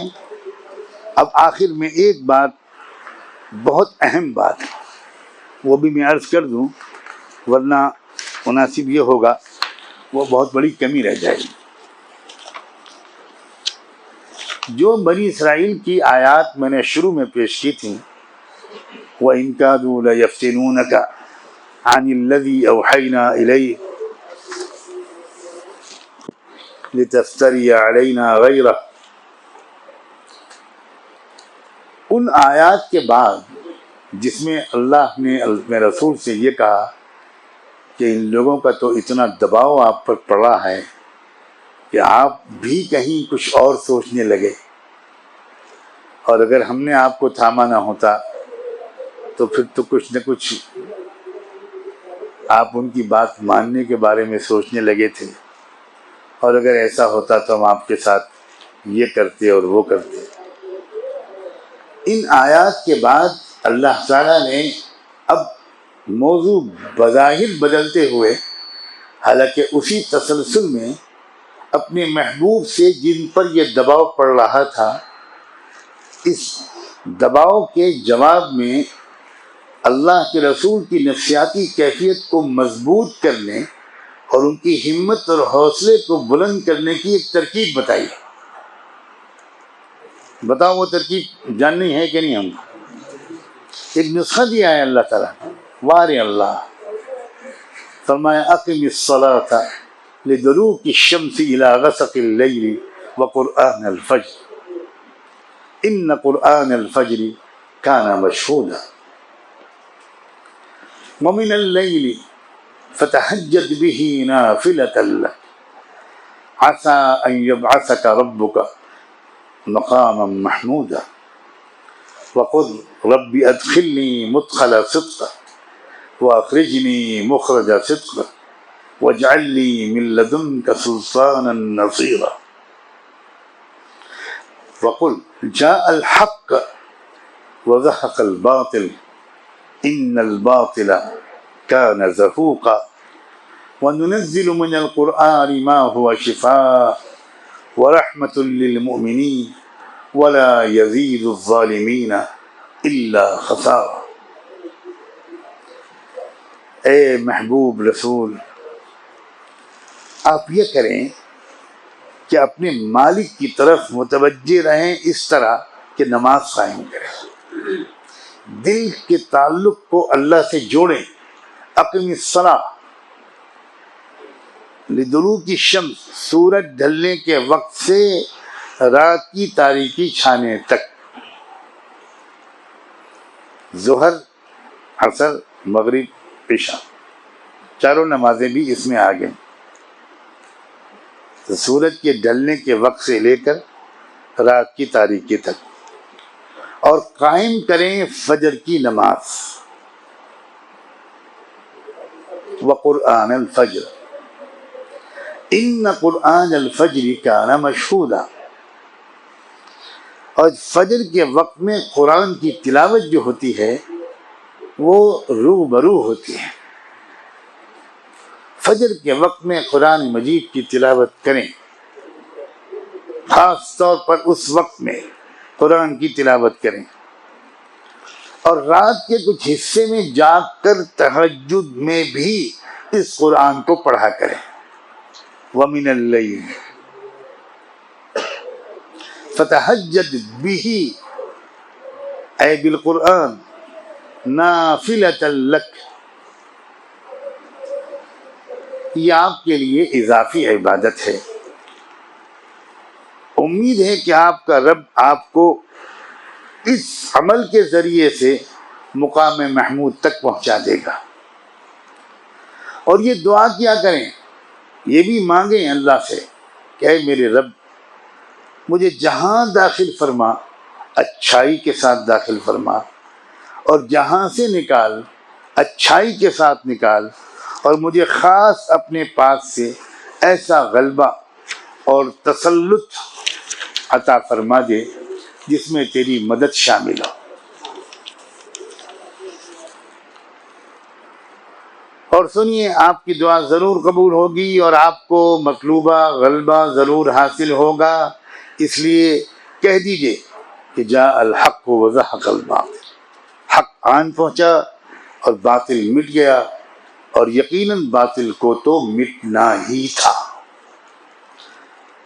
اور یہ جو ہم آپ کو آیات دے رہے ہیں یہ مومنوں کے لیے تو شفا اور رحمت کا سامان ہے، اور ظالموں کے نقصان میں اس سے مزید اضافہ ہوتا ہے. اب جوڑو ذرا، ربط لگاؤ. دباؤ کا ذکر آیا تھا پچھلی آیات میں. اب اس دباؤ کو جھیلنے کے لیے ایک روحانی قوت درکار ہے، ایک نفسیاتی مضبوطی درکار ہے. اور اس کا طریقہ اللہ ہمیں بتا رہے ہیں کہ نماز، تہجد، تلاوت اور دعا و مناجات، اس کا جتنا اہتمام کرو گے اس سے تمہارے اندر ہمت اور حوصلہ آئے گا. ان دباؤ کے قبول کرنے کا یہی خداوندی نسخہ ہے.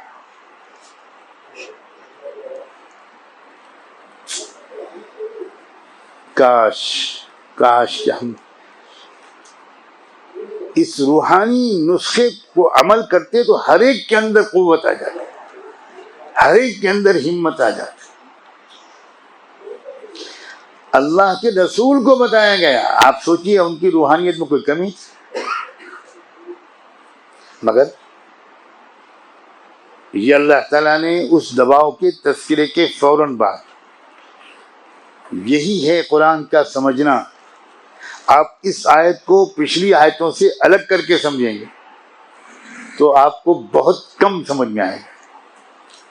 ہمارے معاشرے میں کیا ہے کہ جو قاری حضرات یہاں کئی بیٹھے بھی ہیں، ان کو جو مشق کرائی جاتی ہے جلسے میں، لوگوں نے ہنسنا شروع کر دیا. ان کو اقیم الصلاۃ لدلوک الشمس، یہ رٹی رٹائی آیات جن کا مطلب ان کے ددیال کو بھی نہیں معلوم، ننیال کو بھی نہیں معلوم، سسرال کو بھی نہیں معلوم، کچھ خبر نہیں. ان کو 2-3 قرآن کی آیتیں ہیں جو حافظ جی کو شادی میں بھی وہی پڑھتے ہیں، جنازے میں بھی وہی پڑھتے ہیں، میلاد شریف میں وہی پڑھتے ہیں. ان کو کچھ خبر نہیں کہ اس مجلس کے متعلق کون سی آیات. ان کو مشق وہی کرائی گئی ہے. فلا صدق ولا صلی. ایسے احمقانہ قاری ہیں کہ بھیا صدقہ کا فاعل کون ہے؟ آپ نے کہیں سے آپ آئے کہنے کہ اس نے سچ بولا نہ اس نے نماز پڑھی، تو آپ کہیں گے دماغ خراب ہے. یہ کون بیوقوف لوگ ہیں جو یہاں سے نماز میں پڑھنا شروع کرتے ہیں؟ میں نے کبھی کسی عرب کے عالم سے کبھی کسی نماز میں فلا صدق ولا صلی سے قرات نہیں شروع کی. ہمارے حافظ جی کو وہ پکی یاد ہے، باقی میں ڈر لگتا ہے کہ بھول جائیں گے. کمال ہے. ارے بابا فلاں صدقہ کا فاعل کون ہے؟ کس کا تذکرہ ہو رہا ہے اوپر؟ پچھلی آیتوں میں جس کا تذکرہ ہوا تھا اس پر گفتگو ہو رہی ہے. اور آپ آئے اور آپ نے مجلس میں کھڑے ہو کر کہنا شروع کیا اس نے نہ سچ بولا نہ اس نے نماز پڑھی، تو رسیوں سے باندھ کر پاگل خانے لے جانا پڑے گا. پڑھ رہے ہیں. اور وہ حافظ جو عالم نہ ہو وہ پڑھے تو اس کو تو چلو خالی گولی کھلا دیں گے، لیکن جو حافظ عالم بھی ہو اس کو تو موٹی سی سے انجیکشن لگانا چاہیے.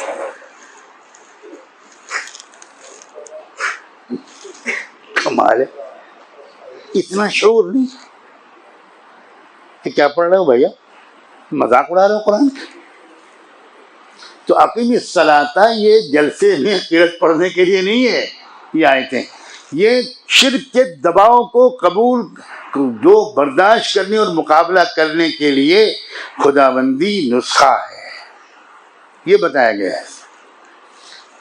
جتنا اللہ سے تعلق ہوگا، جتنی قلب میں ذکر و مناجات کی حلاوت ہوگی، جتنا اللہ سے روحانی تعلق ہوگا، جتنے اچھے رکوع اور سجدے ہوں گے، تب ایک طاقت اللہ تعالیٰ قرآن مجید کے ایک ایک حرف اور ایک ایک کلمے میں زبردست تاثیر ہے. یہ آیت کب اتری ہے؟ کب یہ دعا حضور کو سکھائی گئی ہے؟ ربی ادخلنی مدخل صدق. یہ ہجرت کے اجازت اور حکم سے عین پہ ہے. یہ ہے تاریخ اس کی. یہ جو ربی ادخلنی مدخل صدق ہے، یہ پہلے کیوں نہیں سکھائی اللہ نے؟ جب مکے سے نکلنے اور مدینے میں داخل ہونے کا وقت قریب آیا تو اللہ نے دعا سکھا کر اشارہ کیا کہ اب تم یہ مانگنا شروع کر دو کہ اللہ میں جہاں جاؤں وہاں اچھا داخلہ مجھے نصیب ہو جائے، اور جہاں سے نکلوں عافیت کے ساتھ اچھی طرح نکل جاؤں. اور میرا تو ترجمانہ احساس یہ ہے کہ انہی دعا کے ذریعے حضور نے سمجھ لیا ہوگا کہ شاید اب مکے سے نکلنے کی اجازت ملنے والی ہے. ہدایات دعا کے ذریعے بھی دی جاتی ہے، اور تربیت کا یہ عجیب فن ہے. اگر آیت اتارتے اللہ محمد اب تیاری کرو، اب ہجرت کا وقت قریب ہے، تو یہ تو راز فاش ہو جاتا، تو وہیں گھراؤ کر لیتے ہیں کہ نکل ہی نہیں پائیں حضور. اب زبان وہ بولی جس میں دعا بھی ہے اور تربیت اور اشارہ بھی ہے. اب لوگ تو یہ سمجھ رہے ہیں کہ حضور کو کوئی وظیفہ پڑھنے کو بتایا گیا ہے جس میں 1000 موکل آ جائیں گے. ستیہ ہو لا حول ولا قوت الا باللہ. اللہ کی مدد نہیں موکل. ارے بابا وما یعلم جنود ربک الا ہو. اللہ کس سے کام لے تم کیا جانو؟ اللہ تعالیٰ کے کروڑوں. اب وہ پوچھتا ہے کہ حضرت پیر صاحب موکل کتنے ہیں کہ جو آپ پڑھنے کو بتائے، تو اس کا یقین اللہ پر نہیں ہے، موکل پر ہے. حضرت مولانا ابو المحاسن محمد سجاد صاحب رحمۃ اللہ علیہ بڑی باریک باتیں کہتے تھے کہ رسول اللہ صلی اللہ علیہ وسلم جس چیز کی تربیت دینا چاہتے تھے امت کو، کبھی کبھی اس کا حکم اور ہدایت دینے کے بجائے بلند آواز میں اس کی دعا مانگنا شروع کر دیتے تھے.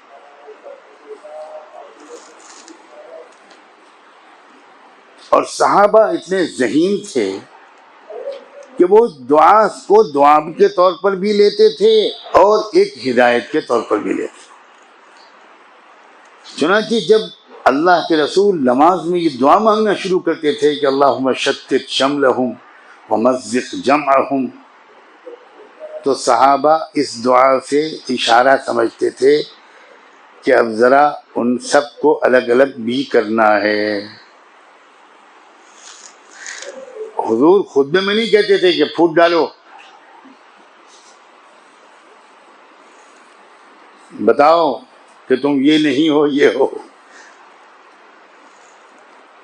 الگ الگ کر دو، یہ حضور ہدایت نہیں کرتے تھے۔ لیکن بعض باتیں دعا کے ذریعے اللہ سے مانگ کر، اور مگر صحابہ اتنے سمجھدار تھے کہ وہ خالی آمین نہیں کہتے تھے، وہ سمجھ جاتے تھے کہ یہ تو اسلام سکھاتا نہیں کہ دعا مانگو مگر کوشش نہ کرو۔ وہ سنا ہے کہ ایک صاحب آتے تھے ایک بزرگ کے پاس، اور ہر جمعرات کو شام کو جس میں موکل آتے ہیں وہ آ کر پوچھتے تھے، کیا کہتے تھے کہ حضرت دعا کر دیجئے اللہ نیک اولاد دے دے۔ اب سال گزر گیا، 2 سال گزر گئے، 3 سال گزر گئے، اور ان بزرگ کو یہ تجربہ تھا کہ جب بھی اللہ سے کچھ مانگا ہے اللہ نے لاج رکھی ہے۔ 3 سال تک وہ دعا کی درخواست کرتا رہا، تو ایک مرتبہ بزرگ کو خیال ہوا کہ صاحبزادے آپ کی شادی ہو چکی ہے؟ تو کہنے لگے جی حضرت بات چیت چل رہی ہے۔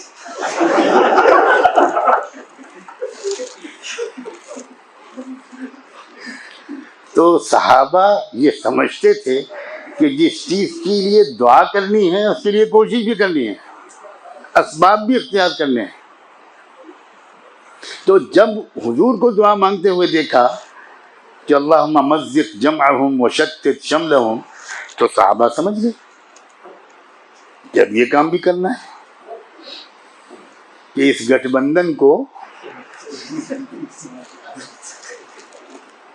میں تو کچھ کہا ہی نہیں، میں نے تو آگے کچھ جملہ ہی نہیں پورا کیا، بس گٹھ بندھن کہا بس ختم۔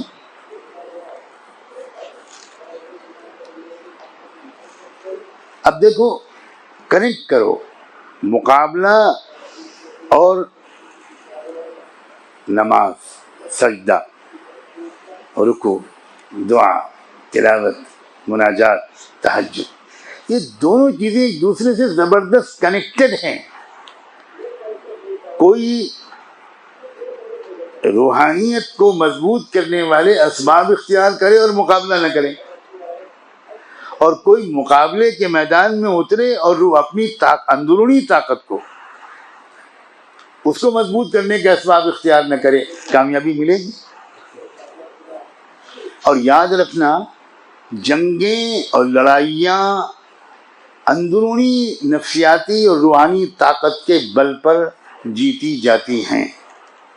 کسی کی اندرونی طاقت مضبوط ہو، ول پاور مضبوط ہو، اسباب کم ہوں، وہ جیت کر رہے گا، اور کسی کے پاس اسباب بہت زیادہ ہوں لیکن اندرونی طور پر بزدلی اور خوف کی کیفیت ہو، وہ کبھی جیت نہیں سکتا۔ اور یہ ایک ہی جگہ پر نہیں، آپ غور کرو کہ سورہ ہود میں بھی اسی طرح کا مضمون آیا تھا۔ میں نے وقت بچانے کے لیے اس آیت کو نہیں پڑھا۔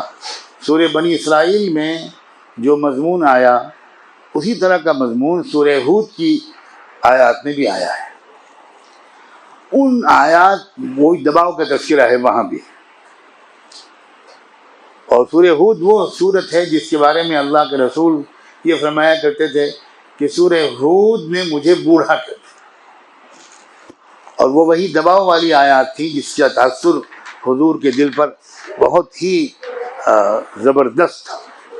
وہاں بھی سورہ ہود میں بھی جہاں یہ ارشاد فرمایا گیا کہ وَلَا تَرْكَنُوا إِلَى الَّذِينَ ظَلَمُوا، دیکھو مسلمانوں ان ظالموں کی طرف ہرگز جھک مت جانا، دب مت جانا، ورنہ تم کو بھی آگ جہنم کی پکڑ لے گی، اور تب اللہ کے سوا تمہارا کوئی مددگار کھڑا نہیں ہو سکے گا، اور اللہ کی مدد تمہیں حاصل نہیں ہوگی۔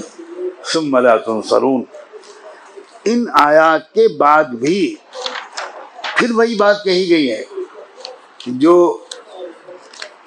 سورہ بنی اسرائیل کی آیات کے بعد کہی گئی۔ یہاں بھی ارشاد ہوا وَأَقِمِ الصَّلَاةَ طَرَفَيِ النَّهَارِ وَزُلَفًا مِّنَ اللَّيْلِ إِنَّ الْحَسَنَاتِ يُذْهِبْنَ السَّيِّئَاتِ ذَلِكَ ذِكْرَى لِلذَّاكِرِينَ وَاصْبِرْ فَإِنَّ اللَّهَ لَا يُضِيعُ أَجْرَ الْمُحْسِنِينَ۔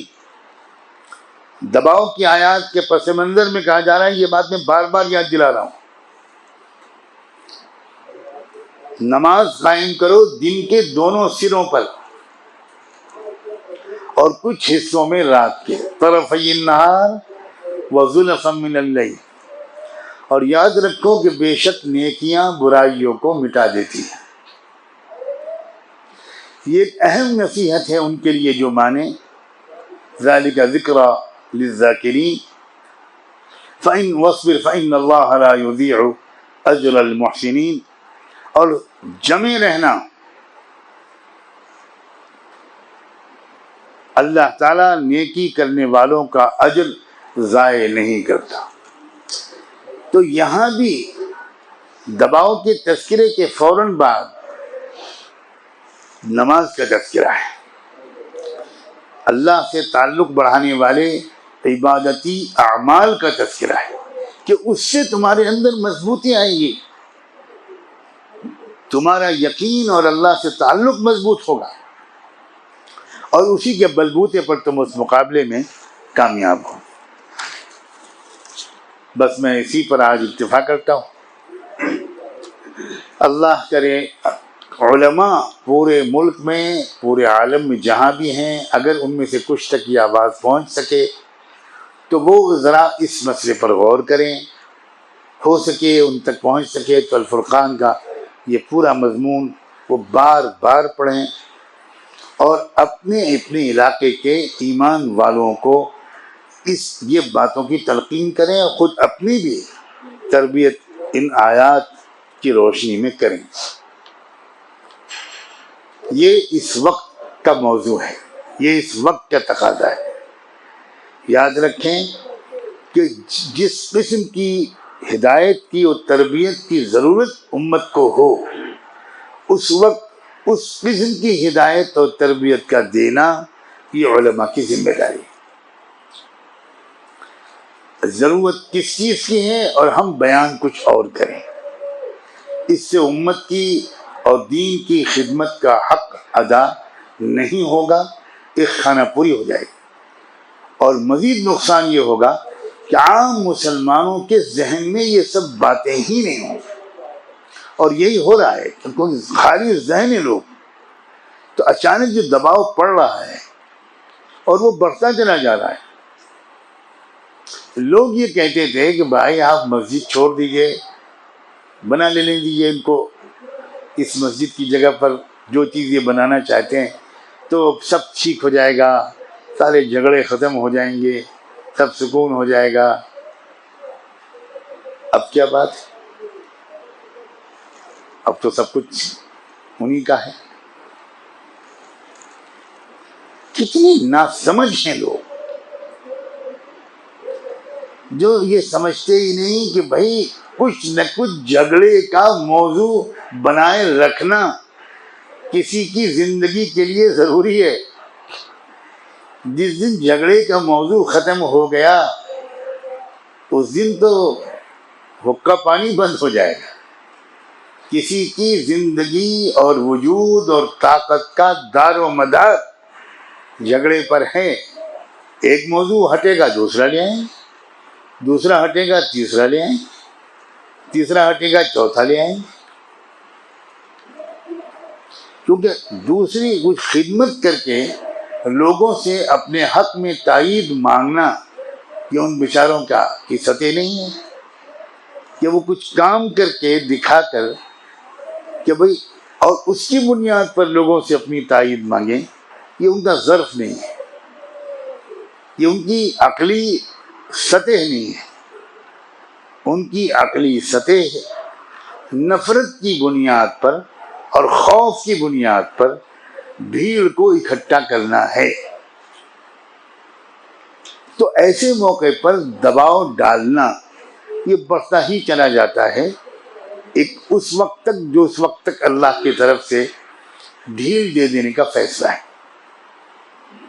اس دباؤ کے درمیان ایک ایک ایمان والے کی ایمان کی فکر کرنا، اس کو مضبوطی فراہم کرنا، اس کو جمانا، اصبروا وصابروا، خود بھی جمو اور ایک دوسرے کو جماؤ، یہ خاص طور پر علماء کی ذمہ داری ہے۔ اور یہ بھی یاد رکھا جائے کہ مقابلہ جن لوگوں سے ہے وہ تھوڑے سے ہیں، عام اکثریت تو بالکل وہ ہے جس کا قرآن نے ذکر کیا ہے، اور ان کے ساتھ ہمارا سلوک، ہماری محبت، ہمارے روابط، ہمارے تعلقات، زیادہ سے زیادہ حسن سلوک اور خدمت یہ ہم کو کرنی چاہیے۔ یہ ہے معتدل رہنمائی۔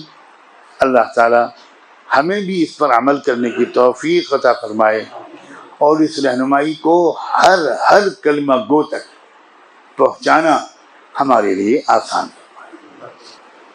ایک اعلان میں خود آج کرنا چاہتا ہوں، دور دراز سے بھی سننے والے اور سننے والی بہنیں اس بات کو غور سے سنیں۔ اللہ کا بس کرم ہے کہ کچھ تھوڑا بہت کام اللہ کی توفیق اور اس کے فضل سے یہاں جہاں ہم لوگ اس وقت جمع ہیں، یہاں ہو رہا ہے تعلیم کا، تربیت کا، افراد سازی کا، اور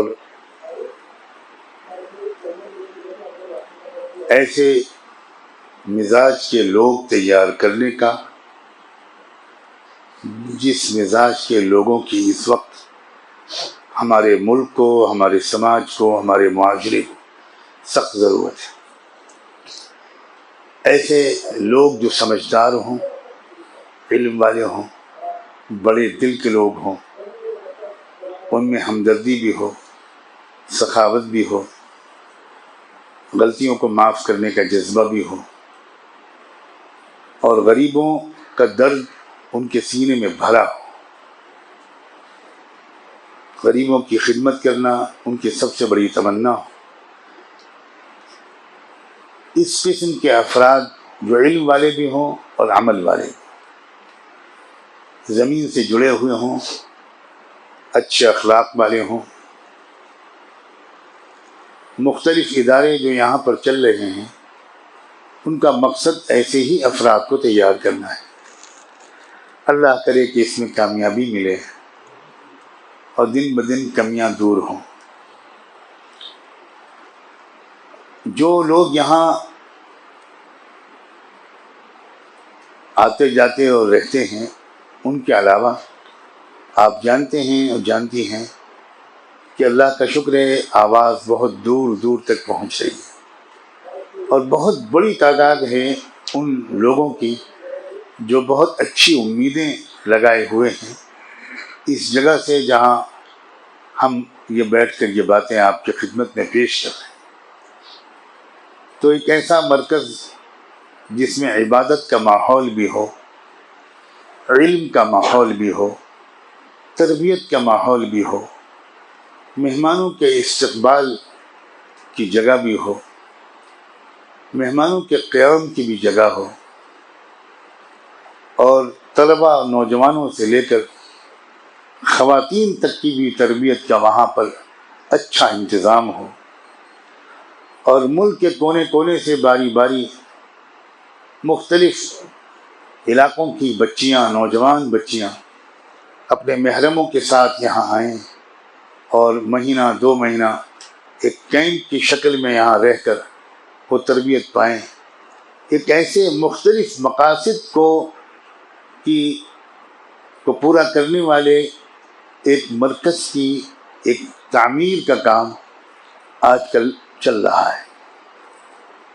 رفتار بہت سست ہو گئی تھی لاک ڈاؤن وغیرہ کی وجہ سے، اب کام اچھی خاصی رفتار سے چل رہا ہے۔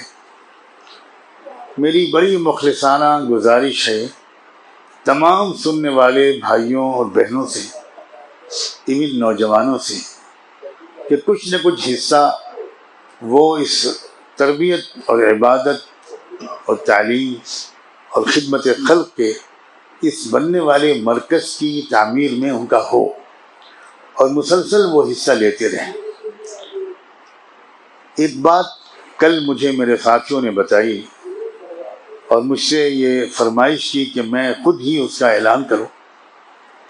میں سعادت اور ثواب کی نیت سے اس کا اعلان کرتا ہوں کہ آج کل کی دوڑتی بھاگتی اور مصروف زندگی میں بسا اوقات ایسا ہوتا ہے کہ ہمارے لوگ چاہتے ہیں کہ اس مرکز کی تعمیر میں ان کا کنٹریبیوشن پہنچے، ان کا تعاون، ان کا چندہ یہاں پہنچے، لیکن اب یہ کہ بینک جائیں، لائن میں لگیں، نمبر لگائیں، وہاں پھر وہ کچھ رقم کو ٹرانسفر کریں یا یہاں آئیں اور آ کر پیش کریں، اس سب کی وجہ سے بہت دشواری بھی پیش آتی ہے اور نیک کام بعض وقت ٹل جاتا ہے۔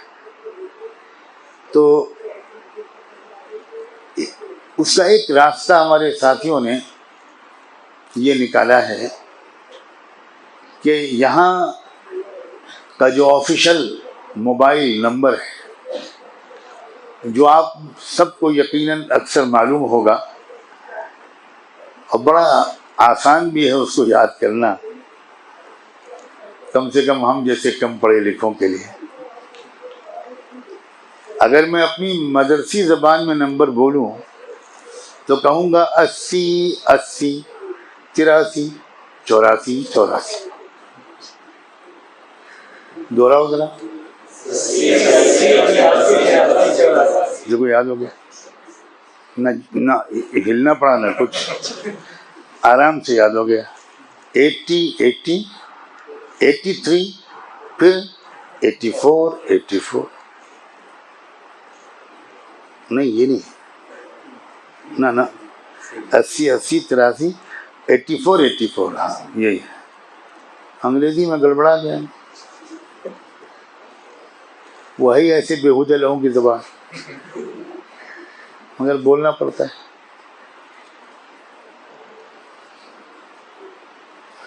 اس نمبر پر نیٹ بینکنگ کی آسانی الحمدللہ شروع ہو گئی۔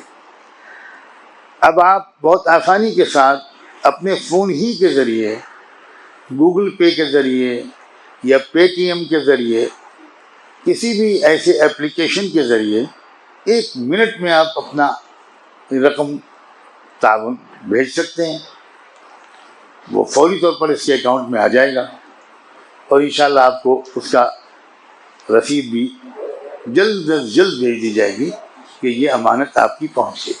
یہ آسان بہت ہو گیا، راہ چلتے کام کرتے آدمی اپنے فون کو بٹن دبائے اور اس کو وہ چاہے 10 روپے بھیجنا چاہے، چاہے زیادہ رقم بھیجنا چاہے، وہ بھیج سکتا ہے، کوئی کم اور زیادہ کی پابندی نہیں ہے۔ تو یہ چیز ایسی ہے کہ نوٹ کر لیں، اگر کسی کے پاس یہ نمبر نہ ہو تو وہ اس کو ذرا اچھی طرح سمجھ لیں، محفوظ کر لیں۔ ویسے تو یہ نمبر بہت زیادہ عام ہو چکا ہے، لیکن بہت آسان ہے واقعی۔ 80 80 80 80 پھر 83 83 اور اس کے بعد 2 بار 84 84 84 84۔ دعا سبحان اللہ وبحمدہ، سبحانک اللہم وبحمدک، نشہد ان لا الہ الا انت، نستغفرک ونتوب الیک، نستغفرک ونتوب الیک، نستغفرک ونتوب الیک۔ اللہم صلی علی سیدنا محمد وعلی آل سیدنا محمد صلاة تنجینا بها من جميع الأهوال والآفات وتقضي لنا بها جميع الحاجات وتطهرنا بها من جميع السيئات وترفعنا بها أعلى الدرجات وتبلغنا بها أقصى الغايات من جميع الخيرات في الحياة وبعد الممات، إنك على كل شيء قدير، إنك على كل شيء قدير۔ ربنا ظلمنا أنفسنا وإن لم تغفر لنا وترحمنا لنكونن من الخاسرين، فلا تجعلنا من الخاسرين، فلا تجعلنا من الخاسرين، فلا تجعلنا من الخاسرين۔ اللهم إنك عفو كريم تحب العفو فاعف عنا، اللهم إنك عفو كريم تحب العفو فاعف عنا۔ اللہ ہم آپ کے بندے، آپ کی بندیاں آپ کے حضور میں حاضر ہیں، اے رب کریم ہمیں ایمان پر استقامت نصیب فرما، اللہ ہمارے قدموں کو جمائے رکھیے، اللہ ہمیں ہمت اور حوصلہ عطا فرما، اللہ ہمیں شجاعت اور بہادری عطا فرما، اے اللہ خوف بزدلی سے اللہ عافیت کے ساتھ ہمارے دلوں کو پاک صاف فرما۔ اے اللہ شدید دباؤ کا دور ہے، ملکی اور عالمی مشرک و کافر مشرکانہ اور کافرانہ طاقتیں پیچھے پڑی ہوئی ہیں۔ اے رب کریم اپنے محبوب کی امت کے ایک ایک فرد کے ایمان کو سلامت رکھ۔ اے اللہ بے سہارا ہیں، کمزور ہیں، اے اللہ نہ عقل ہے، نہ سمجھ ہے، نہ حالات سے واقفیت ہے، نہ ایمان ہے، اللہ نہ حوصلہ اور ہمت ہے۔ ایسا نہ ہو کہ اللہ ہم اپنے ایمان کا سودا کر بیٹھیں۔ اے اللہ ایمان کی حفاظت کی ہم کو فکر عطا فرما، اللہ اس غفلت سے عافیت کے ساتھ چھٹکارا عطا فرما۔ اے اللہ خاص طور پر اللہ دور دراز کے علاقوں میں، دیہات میں، گاؤں میں جہاں چند گھر مسلمانوں کے ہیں اور ان کی تعلیم و تربیت کا کوئی انتظام بھی نہیں ہے، بار الہ ان کی حفاظت فرما لیجئے، اللہ ان کی حفاظت فرما، اللہ ان کی حفاظت فرما، اور پوری امت کو اور ہم سب کو ان کی حفاظت اور خدمت کے لیے جو کچھ کرنا چاہیے اسے کرنے کی توفیق عطا فرما، اللہ اسے کرنے کی توفیق عطا فرما، اللہ اسے کرنے کی توفیق عطا فرما۔ اے اللہ اچھی نماز اور اچھے رکوع سجدے کی توفیق عطا فرما، رات کی تنہائیوں میں اپنی یاد نصیب فرما، اپنی یاد نصیب فرما، قرآن مجید کی تلاوت کا ذوق نصیب فرما، قرآن کی تلاوت کا ذوق نصیب فرما۔ اے اللہ ہمارے گناہوں کو معاف فرما، اللہ معاف فرما۔ اے اللہ ہمیں اب گناہوں سے بچائے رکھیے، اللہ بچا لیجئے، اللہ نیکیوں کا شوق نصیب فرما، گناہوں سے کراہیت نصیب فرما، گناہوں سے کراہیت نصیب فرما، طبعی کراہیت بھی نصیب فرما، بچنا آسان فرما۔ اے رب کریم اے اللہ عافیت نصیب فرما، صحت نصیب فرما، تندرستی عطا فرما، بیماریوں سے شفا نصیب فرما، بیماریوں سے شفا نصیب فرما، قوت و توانائی نصیب فرما، اور اپنی بخشی ہوئی قوت و توانائی کو ہر طرح کی اطاعت میں استعمال کرنے کی توفیق عطا فرما۔ اللہ گناہوں کی ذلت سے بچا لیجئے اور نیکیوں کی عزت عطا فرما، نیکیوں کی عزت عطا فرما۔ اے رب کریم اس پوری جگہ کی پوری حفاظت فرما۔ اللہ جو خانہ خدا زیر تعمیر ہے، اللہ مدد فرما، اللہ مدد فرما، اللہ مدد فرما، اللہ اسباب و وسائل کو اس طرف متوجہ فرما۔ اے رب کریم اپنے بندوں اور بندیوں کو اللہ اس طرف متوجہ فرما۔ اور رب کریم ہزاروں علماء اور حفاظ بے روزگار ہو گئے، مدرسے بند ہو رہے ہیں، مکاتب بند ہو رہے ہیں، تنخواہیں نہیں دی جا پا رہی، اللہ بہت بحرانی کیفیت ہے۔ بار الہ اس ملک میں اسلام کا چراغ جو تھوڑا بہت جل رہا ہے وہ انہی مکاتب و مدارس کی وجہ سے ہے۔ اے اللہ ایک مدرسہ بھی بند نہ ہونے پائے، ایک مدرسہ بھی بند نہ ہونے پائے، اللہ ہم کو اس کی فکر اور کوشش کی بھی توفیق عطا فرما۔ اے اللہ کوئی عالم و حافظ ذلیل و بے روزگار نہ ہو، کسی کا محتاج نہ ہو۔ اے اللہ ان ٹوٹے پھوٹے ہمارے ساتھیوں کو نظر کرم سے دیکھ لیجیے۔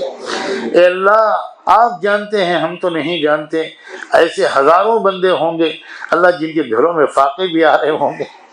اللہ کسی کی بیوی کپڑے سی کر گھر چلا رہی ہے، کسی کی بیوی علماء کی بیویاں گھروں میں جا کر برتن دھو رہی ہیں، جھاڑو پوچھا کر رہی ہیں، اپنے بچوں کو پالنے کے لیے سب کچھ کر رہی ہیں۔ ان وفادار بیویوں پر اتنی تکلیفیں نہ بھیج، اے اللہ اپنی بندیوں پر رحم فرما، ان کے معصوم بچوں پر رحم فرما، ہم سب کو اپنے خرچوں کو کم کر کے مکاتب و مدارس کو آباد رکھنے کا شوق عطا فرما، ذوق عطا فرما، ہمت عطا فرما۔ اللہ ایک ایک ضلع کے رہنے والے ہم لوگ اپنے ضلع کے ایک ایک مکتب کا جائزہ لیں، سروے کریں، دیکھیں کون سا مکتب کس حال میں ہے، کون سا مدرسہ کس حال میں ہے۔ اے رب کریم اس خدمت کے لیے ہمیں قبول فرما، اس خدمت کے لیے ہمیں قبول فرما۔ ہمارے تمام اساتذہ، طلبہ، ساتھیوں کو اللہ اس بارے میں فکر مند بنا دیجئے۔ ہر شخص اپنے اپنے علاقے کی اگر فکر کر لے گا تو انشاءاللہ برکت ہوگی، اور کوئی مکتب بند نہیں ہونے پائے گا، کوئی مدرسہ بند نہیں ہونے پائے گا۔ اے اللہ ہمارے بڑے دارالعلوموں سے لے کر ان چھوٹے مکاتب و مدارس پر نظر کرم فرما دیجیے، اللہ نظر کرم فرما دیجئے۔ ہمتیں ٹوٹ رہی ہیں، ہمتوں کو ٹوٹنے سے بچا لیجئے، ہمتوں کو ٹوٹنے سے بچا لیجئے، ہمتوں کو ٹوٹنے سے بچا لیجئے۔ گاؤں دیہات میں چلنے والے یہ مدرسے آسمان والوں کو چمکتے ہوئے دکھائی پڑتے ہوں گے، جن کو ہم حقیر سمجھتے ہیں، جن میں پڑھنے پڑھانے والوں کو حقیر سمجھتے ہیں۔ اے رب کریم آج تو علماء کا بھی حال یہ ہے کہ وہ اپنے بیٹوں کو عالم نہیں بنا رہے، اس ڈر کے مارے کہ کون ان کو اپنی بیٹی دے گا، اور یہ ہمارا بیٹا کیا کھائے گا اور کھلا پائے گا۔ اے اللہ اگر یقین کی کمی ہم مولویوں کے اندر اتنی ہو گئی تو عام مسلمانوں کا کیا ہوگا۔ اللہ ہمارے سینوں کو یقین سے بھر دیجئے۔ آپ روزی دینے والے ہیں، آپ غنی ہیں، آپ غنی ہیں، ہم فقیر ہیں۔ آج فقیر آئے ہیں، فقیر مرد بھی آئے ہیں، فقیر عورتیں بھی آئی ہیں، اور یہاں نہیں نہ جانے کہاں کہاں۔ اللہ یہ تک پیغام آیا کہ ہم مدینہ منورہ میں بیان شروع ہونے کے انتظار میں بیٹھے ہیں۔ اللہ وہاں کی آمین کو تو قبول کر لیجئے، اللہ وہاں کی آمین کو تو قبول کر لیجئے۔ مسجد نبوی میں بیٹھے ہوئے ہیں لوگ، صفے پر بیٹھے ہوئے ہیں اور کان میں ایئر فون لگا کر اللہ یہ عاجزانہ گفتگو سن رہے ہیں، ان دعاؤں پر آمین کہہ رہے ہیں، اور کوئی کعبے کے سامنے بیٹھا ہے۔ اللہ خانہ کعبہ کی عظمتوں کا واسطہ، اللہ مقام ابراہیم کا واسطہ، اللہ بیر زمزم کا واسطہ، ابراہیم، اسماعیل اور ہاجرہ کے نقوش قدم کا واسطہ، اے رب کریم، اے اللہ صفا مروہ کا واسطہ، گنبد خضرا کا واسطہ، روضۃ الجنہ کا واسطہ، اللہ روضہ اطہر کی جالیوں کا واسطہ، اللہ مدفون یثرب علیہ السلام کا واسطہ، اے رب کریم جنت البقیع میں جو خزانے دفن ہیں ان کا واسطہ، خباب اور خبیب کا واسطہ، بلال حبشی کا واسطہ، صہیب رومی کا واسطہ، سلمان فارسی کا واسطہ، اہل بیت کا واسطہ، ازواج مطہرات کا واسطہ، بی بی عائشہ کا واسطہ، سیدہ فاطمہ کا واسطہ، اے رب کریم، اے اللہ ایمان والی زندگی نصیب فرما، حمیت و حرارت نصیب فرما، وقت مقرر پر ایمان کامل والی موت نصیب فرما، جرأت و شجاعت نصیب فرما، چاروں طرف سے حفاظت فرما، اللہ دشمنوں سے حفاظت فرما، شیاطین انس و جن سے حفاظت فرما، حاسدین کے حسد کے شر سے حفاظت فرما، نظر بد سے حفاظت فرما، بڑے بول سے حفاظت فرما، اپنے آپ کو غرور و تکبر سے اللہ ہمیں بچائے رکھیے، اللہ ہمیں غرور و تکبر سے بچائے رکھیے، اللہ تواضع عطا فرما، اللہ تواضع عطا فرما، اللہ سخاوت عطا فرما، انکسار عطا فرما، مکارم اخلاق سے ہم سب کو آراستہ فرما۔ اے اللہ سفر و حضر میں حفاظت فرما، ہر سفر کو قبول فرما، کامیاب فرما، اپنی رضا کا سبب بنا، اپنے کلمے کو بلند فرما، شرک و کفر کے کلمے کو پست فرما، اللہ اپنے کلمے کو بلند فرما، شرک و کفر کے کلمے کو پست فرما۔ اللہم اجعل کلمتک ہی العلیٰ واجعل کلمة الذین کفروا ہی السفلیٰ۔